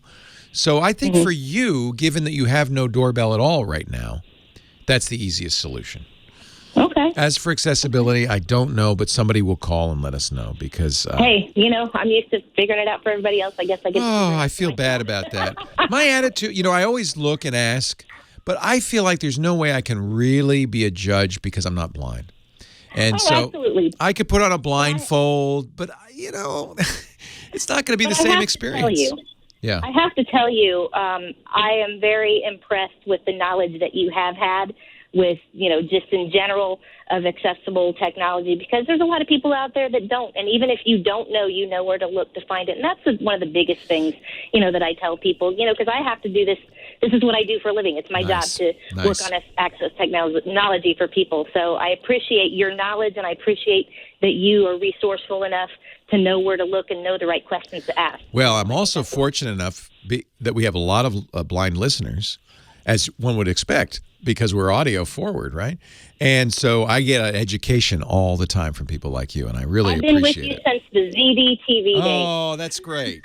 That's great. Well, it's very nice to talk to you. I'm sorry I don't know about the accessibility, but guarantee you, Rachel, there are people listening right now, blind listeners, who say, oh, I have that. It is or it isn't good, and I'll let you know as soon as somebody calls in. Awesome. You have a wonderful time at CES. Oh, golly. I bet I'll see 10 more video doorbells. Almost guarantee you, right? Well, if you do, tweet about it and let me know. I follow you. You can with the Ring, and I used to do this all the time. If you have an Amazon Echo device, like the Echo Show that has a screen, you can say, show me the front door. Well, if you're already invested in that, I think that's another reason to go with it. You don't want to have to buy a... I just got one of the small ones, which I thought, oh, it's a great price, and then I realized what I got, because I thought, again, it was another option for my daughter. Did you get a spot? Did you get the little round one? I didn't even open the package yet. I was in Florida for 2 weeks, and it came right before I left for Florida, and I just got back. So I don't know exactly what I got. I was grateful that I thought the Echo Show was an amazing thing. I was really glad that they came out with that, and now Google's doing the same. Everybody's doing it. There's a lot of reasons to have video on that thing. I think it's a good idea. We have that for my parents because my parents aren't real tech savvy, and you can make video calls. I'm in Springfield. They're in Florida, and my daughter gets to talk to them on video. Isn't that great? Awesome. Yeah, it has been really awesome. I talk to my mom on FaceTime all the time because she's way far away, and it's a great way to. It's not quite as good as visiting, but it's pretty close. Yeah. I think it's an amazing my daughter is 5, and they miss want to her see and their they granddaughter. Yeah, I think there's an example of the future actually happening. They told us we'd have video phones 50 years ago. And now we do. Did you see the Jetsons was 2062? I looked it up. 2062. I found that out. Yeah. So we got a little time to get to the future. Rosie the robot has another 50 years I'm waiting for the self-driving cars, which is not too far off. That, I think, imagine, well, and I'm going to, as I get older, I don't want to drive anymore.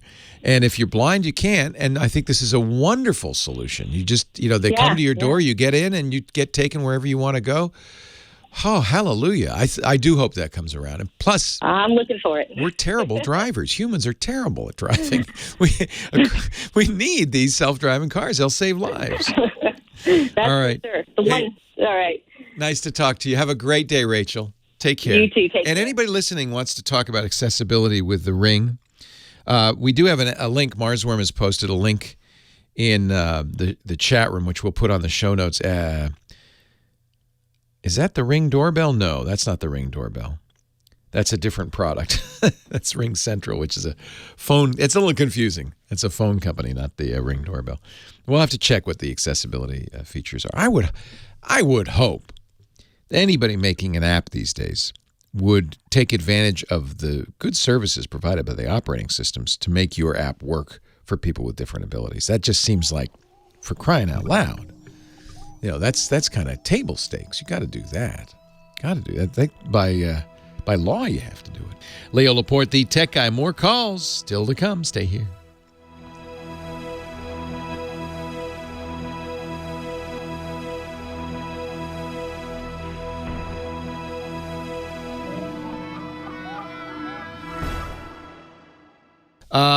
This is a post from a couple of years ago, appleviz.com, a website for folks with low and no vision. And a kind of a disappointed, it says, disappointed with the accessibility of the Ring app. We're talking about the Ring doorbell and whether it would be accessible for our caller who's blind.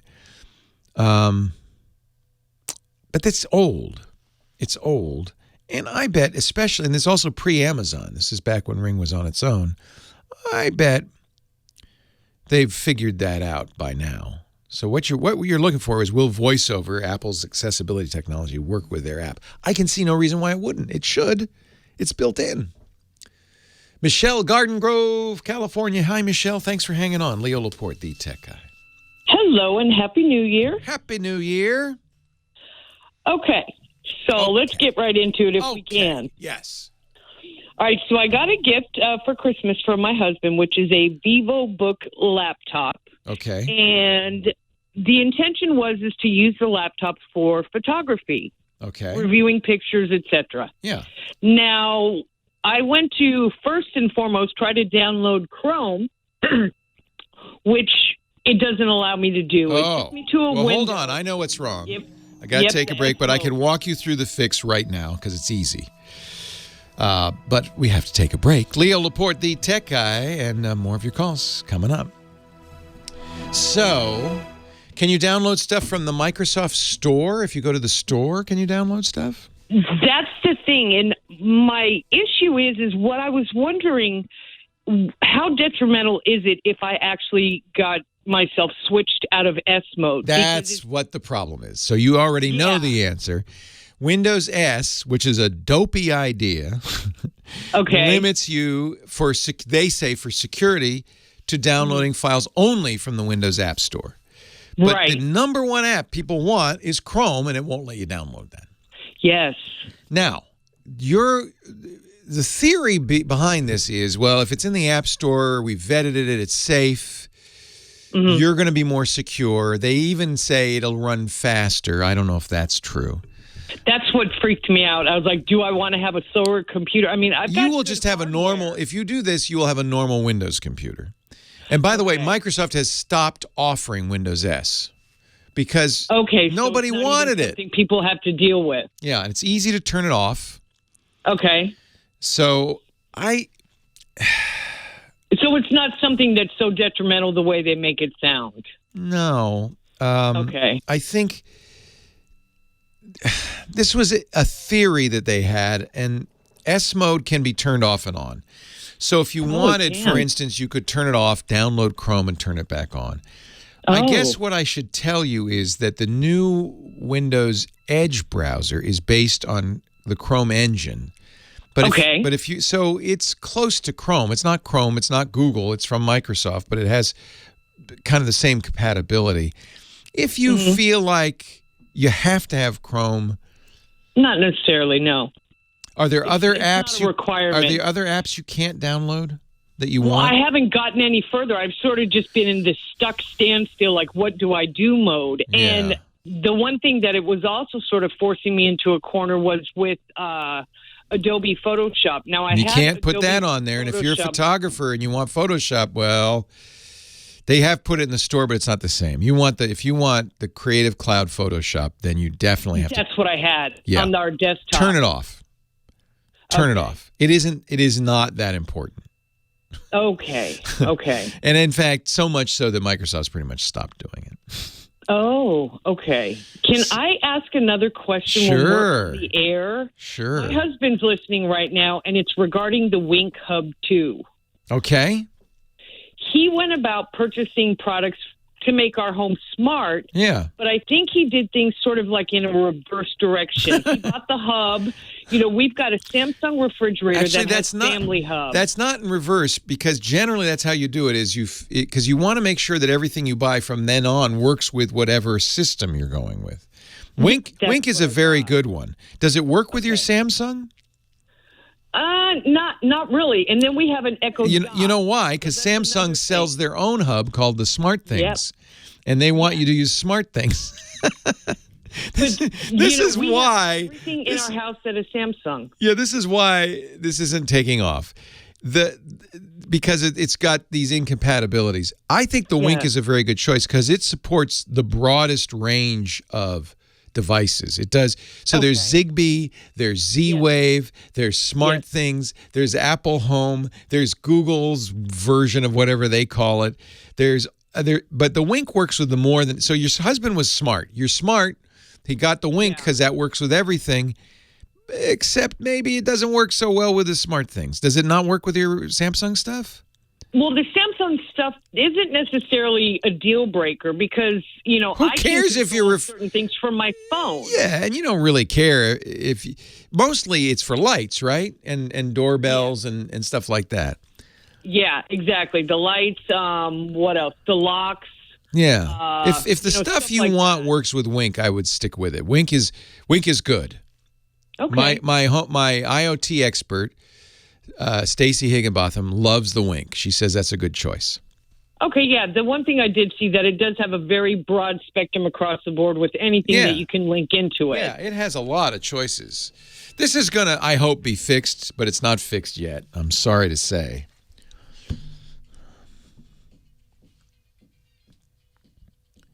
Leo Laporte, the tech guy. 8888 Ask Leo. Dick DeBartolo, our Giz Wiz, our Gizmo Wizard, coming up in 15. He's going to give us a preview of all the junky stuff that you're going to see at CES, the Consumer Electronics Show. Our show today brought to you by something not junky, something really good, the amazing Epson EcoTank printers. Kiss expensive ink cartridges goodbye. The Epson EcoTank printer comes with a ridiculous amount of ink. Make this your New Year's resolution. No more cartridges. Just fill and chill with the Epson EcoTank. Find out more at epson.com/EcoTankLeo. I was talking to Michelle, and of course, she just to make it clear what happened, I think many of you recognize Michelle's problem. She can download apps from the Windows App Store, but she can't download stuff that isn't in the App Store, like Google's Chrome.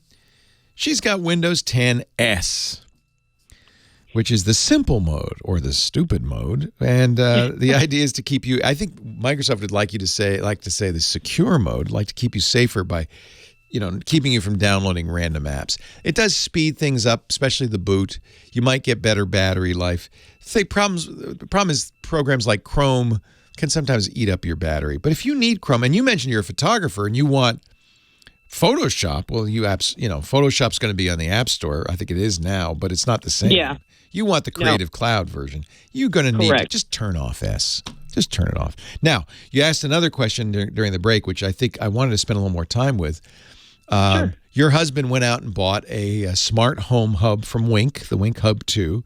It's a very good choice, but you have Samsung devices apparently that don't work with it. The idea of the Wink, it's funny because Samsung bought a company called Smart Things that had the same idea. We will make a hub that talks to everything. And that's the idea of the Wink. And it's the idea of smart things.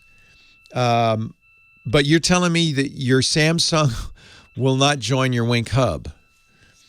Yeah, that's kind of the case. But as I mentioned, it's not critical that I necessarily see what's in my refrigerator while I'm out at the I never thought that was a big. Mostly what people want to do with home automation is turn on lights, lock and unlock the door, keep an eye on the water heater, stuff like that. Yes. And maybe my home is smarter than me. That's honestly, this has been going on for 10 years more. I remember going to CES 8 years ago. They have the Smart Home Pavilion. Nothing works with anything else. It's such a pain. And even the people I know who've spent a lot of time getting their homes smart, it's kind of like we're still back in the days of the clapper. Clap on, clap off. It's not that smart. And my friend Stacy, who's an IoT expert, her husband says, I just want to be able to lower the blinds, please. I can't lower the blinds. Oh, well, you have to talk to the Amazon Echo and tell it just like this, lower the blinds, and it only works half the time. I think anybody who's spent any time with smart homes realize they're pretty dumb. Yeah, they can be. I don't know. I think it's early still. Apple, Google, and Amazon in an unprecedented, just before Christmas, unprecedented change of direction said, we're going to work together to solve this problem. Because up to now, you were a Google person or an Amazon person or an Apple person, and you looked on the box to make sure it was compatible with your specific home automation. That was the idea of the Wink, is to, let's work with everything, but it doesn't necessarily work with everything, as you can see. So if this comes to fruition, they call it CHIP, the Connected Home Project. If this comes to fruition, and I'm skeptical because I know what happens when these companies, they all sit down at the table and Apple says, we're going to do it our way. And Jeff Bezos says, no, we're going to do it Amazon's way. And then Microsoft says, well, what about our way? And they never come to any conclusion. But if they realize this isn't going anywhere because of people like you, Michelle, who are frustrated, maybe they'll figure out a way that everything will work together. Well, let's not have any more smart home products in the home. We have the things that control the lights and the locks, and I'm good with that. Yes. That's good. You're with smart homes, you're better off with lowered expectations. Yes, exactly. Yeah. It just ain't that smart. Well, my arms work perfectly great, so I'm capable of doing most things here in the house. It's, if I can revert back very quickly to the S mode. Yes. If I want to switch that off, how would I go about doing so? Let's see. I had it up and then I closed the window. Switching out of S mode. I think it's pretty simple. I think there is. I'm at a window that says switch out of S mode, and then it has free, and then it just basically you click on the tab that says get. That does it, and you'll be amazed how quickly that happens.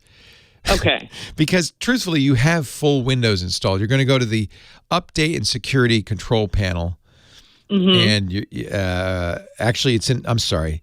You're going to go to the Settings, and then System, and then About. Well, it is done now. Anyway, it's done. Yeah. See how fast? Yeah. That was easy. Would I be able to go to the Creative Cloud and just download that? And then does that work on a registration or an annual fee, or how do you have an Adobe? If you've paid for if you've had no, you don't need the CD-ROM anymore. That's long gone. Okay. You subscribe. Adobe wants your money every month. I do the photography subscription, $10 a month. You get Photoshop and Lightroom. Oh, nice. I think that's for me, and for most photographers, that's all you need. But if you want other programs, you can buy those as well in a monthly subscription. You'll then, once you do that, you'll have an Adobe account, and you just download the Adobe Creative Cloud app, log into your account, and then it'll say, oh, you're entitled to this and this, and you just press the download and install. It'll keep them up to date too. Perfect. It's your Adobe login. No more serial numbers, thank goodness. Yes. Yes, exactly. Well, you know what? You were a great help, and you saved me from having to return this awesome laptop minus that S mode issue. So yeah, I don't. that. As my understanding, they're not selling those anymore. That was a bad idea. Yeah. I'll put a link in the Clearly. show notes to switch out of S mode. It's update and security activation. Switch to Windows 10 Home, Windows 10 Pro. The upgrade, if you're just going to switch out of S mode, takes about 4 seconds because you already, basically, it's a setting. You already have a full Windows on there. It's just a setting. Yeah, this is, I guess, that S mode, and then if I were to have wanted to change it to premium or professional Yeah, version. then you can upgrade. Don't do that. That's a waste of money. No. Yeah. Yeah, waste of money. Yep. No, I'm not about that. Yep. Well, thank you once again, My and you have pleasure. a wonderful time at the CES show. I'm Oh, very my jealous. God. I'm going to come back tomorrow, next week, and I'll be talking like this. Leo Laporte, the tech guy. Hello, Kevin in San Diego. Leo Laporte here. Hello, Happy New Year. Happy New Year, sir. I made an impulse buy over at Costco of some smart light bulbs. Uh-oh. We were just talking about that. Which ones did you get? It was by a company called, I'm not sure how to pronounce it, if it's Fate or Fight. It's FEIT Electronics. I'm not familiar with those, but there are a lot of them now. Exactly. It came as a 2-pack, and it says it's supposed to work with everything. I'm a Mac guy, so I have an iPhone and an iPad. Yeah, you'll have to have the Fight app on your phone, and it'll control it. The nice thing is they're LED light bulbs. So how much were they? It was a 2-pack for under $25. Great. So basically you got cheap LED light bulbs even if you never use the smart feature. Oh, okay. I was really enamored by how cool it was to play with them. With dimmable. Yeah. And you can change the colors and everything. Yeah. My concern is when I downloaded the app and got everything working, I did have to connect to my home Wi-Fi connection. And That's put in right. My home Wi-Fi. So this is the threat of IoT is everything's on your Wi-Fi, and suddenly if there's a flaw, they could be used as a gateway into your network. Fights, Costco, I think it's going to be fine. Just keep it up to date and use the app to keep it up to date. You're going to be fine. Leo Laporte, the tech guy. There's always this potential risk, but I'm sure Fight's going to be fine. Oh, sure. I have one other quick question, if you have time. If not, I understand. Sure. I do have an Apple Airport Extreme. Oh, boy. They stopped making those, but it seems like it does give like a security update. I think the last one was maybe October or maybe July. Should I still use that, or what would you recommend as a replacement? Are you happy with it still? Is it fast enough for you? Did I lose you? Are you there? I think I did. I don't know. Let's see. Apple's last update. I don't know if they're going to keep it up to date. Ultimately, you should. I mean, these were good hardware 5-10 years ago. At some point, you're going to want to get a new one. Let me just see. Yeah, Apple's keeps sending out firmware updates, which is a good thing. They've had some security issues. In fact, that's why you got that update.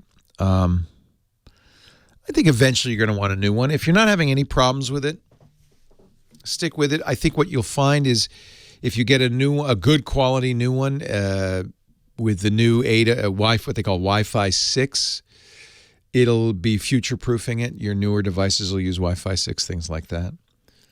I would go to the wirecutter.com to choose the next one. I think they like Netgear. Let me just check real quickly.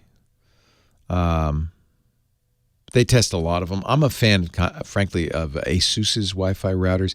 And then the other thing you might want to take a look at is these mesh systems. Instead of using an Airport Extreme and then Expresses around the house, mesh systems kind of do the same thing, but they work better for giving you access all over the house. What are they like for Wi-Fi? They say the best mesh is Eero, which I would agree with. And then Wi-Fi routers. They say the TP-Link Archer 20 is their favorite, and that's very affordable. Well, no, I can take it back. It's $190. They've liked this one for a long time, the Archer 20. Actually, for a while they were recommending a Netgear, I thought, but and there he goes.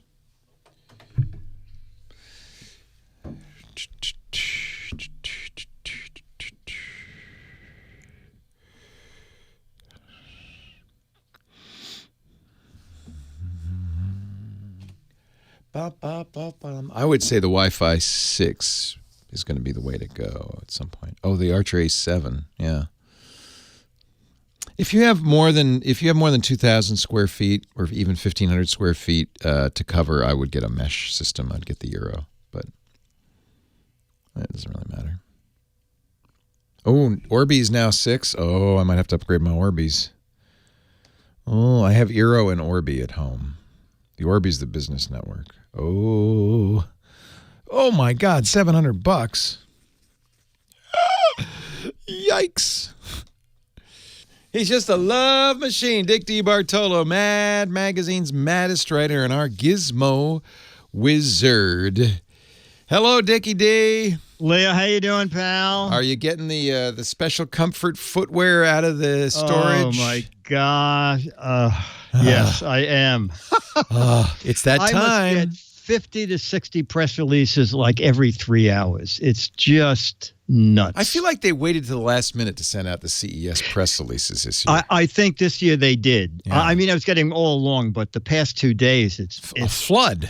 Idiot. Yeah, exactly. Yeah. Actually, I got an interesting email from Marty Winston, who runs a thing called News Tips. And he said, think about this, Dick. CES is only open for a total of 33 hours. Wow. And yet there are 4,500 companies. You can't see it all. No. He said if you, about 27 seconds for each booth, you might be able to do it if they were all in a line and you took no lunch. So I'm doing something. You've always had these, what do you call your videos? Oh, one take theater. One take theater because you're lazy like me, and you don't. Yeah, exactly. No exactly. second takes. That's always been my we can't model. do it again. We can't edit. No, this is it. The contract. This is it. So we're going to do one take theater. Aunt Pruitt and I, we're going down to CES, and we're just going to try. We're going to see how many of those 4,500 booths we can visit. We're going to be there. Well, so now it starts Tuesday. The doors open, right? Yeah. You and I are on for 3 to 5 on Tuesday. We're going to get together. Dick's going to show us the junky stuff in the basement of the Sands Expo Center. Yeah. That'll be fun. So that's going to cover about 1,000 of those things. Yes, exactly. Well, we eliminate all the things from foreign countries because it's impossible to get a product sample, and so many of them never come out. Most of it never comes out. Most of it. That is exactly correct. And there's always the gadgety, the gimmicky gadget where it just seems like a good idea, the robot that serves you drinks or stuff, but not really. No. Well, I found a few. I put 3 up on my website that might be of interest. Right. I like the Wow Cube. Do you know about the Wow Cube? All right, I'm going to go to gizwiz.biz. Let's see the Wow Cube. The Wow Cube is like a Rubik's Cube, except it's 24 LCD screens. Is it pre-solved? No, but there's a secret that. Yeah. Well, you may not because it's $249. Whoa. Yeah. But I bet you there's a button where it just goes, oh, it's all solved. That could be. And then there was one that became less exciting the more I read about it or the more the press releases came in. It's called, from Ember Labs, the wristwatch style device that can cool or heat your body. Oh, and I'm thinking, I've seen this. Now, Ember had a product last year that many gadget blogs picked as the dumbest product of the year. I have one. I like it a lot. It's a coffee cup that stays warm.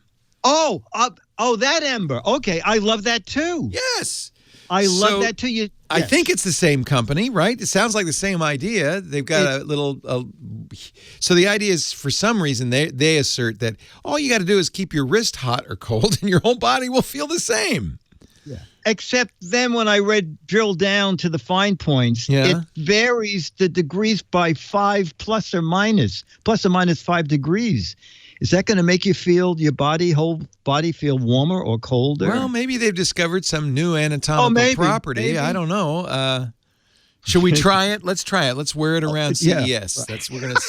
Well, we really have to try. It's such a funny name for this. It's called the welt. That's a terrible name.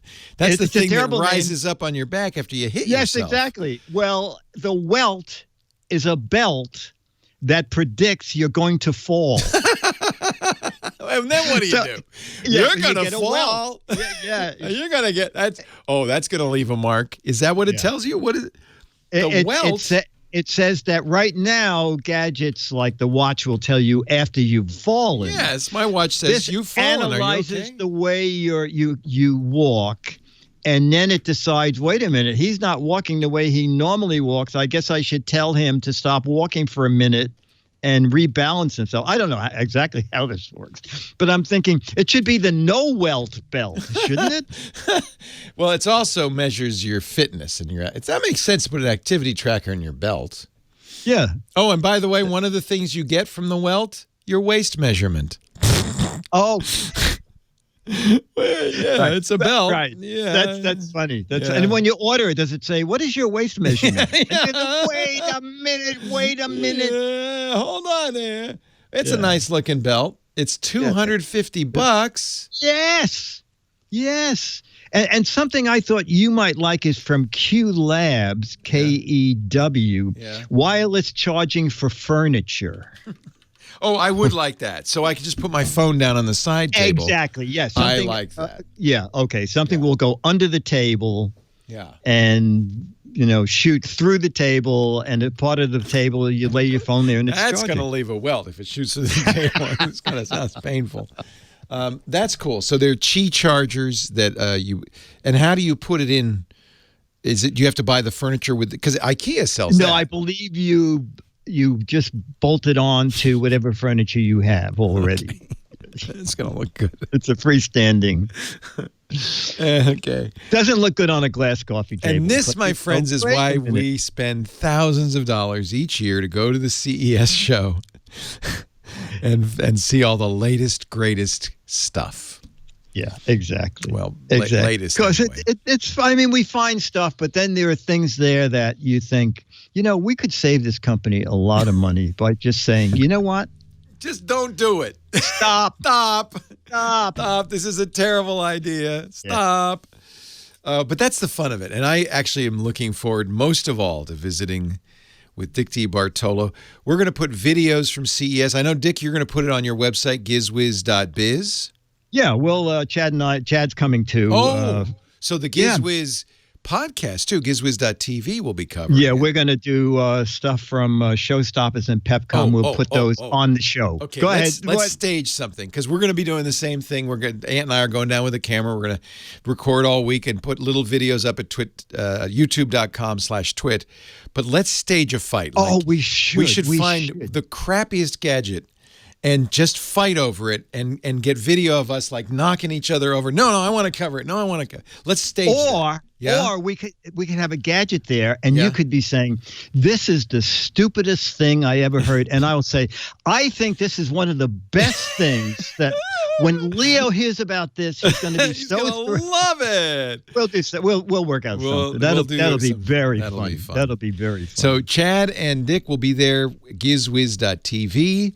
Ant and I will be there dueling guerrilla teams, recording the best of CES. Our stuff will be at twit.tv and youtube.com/twit. I haven't been in 8 years. I did the math. Oh my gosh. Since 2012. So I'm hoping something will be different. I bet it won't be that different. No. You know what? There's excitement until you walk in the front door. And you go, and see the aisles are a half mile long in a convention center. And you go, wait a minute. Didn't we do this? Oh, man. Dick DeBartolo, gizwiz.biz. When do you leave? I'm leaving 7 a.m. Monday morning. All right. We're leaving tomorrow night after the show, so. Oh, okay. We'll see you in Vegas. See you in Vegas, baby. Oh, man. This is, I'm starting to think maybe it was a bad idea. Every year I kind of have FOMO, fear of missing out. I hear about all the fun people are having. Now that I'm actually going, I'm thinking, I want some FOMO. I need more FOMO. Yeah, you'll have fun. Thank you, Dickie D. Thanks to Lady Laura for our musical direction. Thanks to Kim Schaffer for answering the phones. Most of all, thanks to you for joining me. I'm Leo Laporte, the Tech Guy. Have a great geek week. Well, that's it for the Tech Guy Show for today. Thank you so much for being here.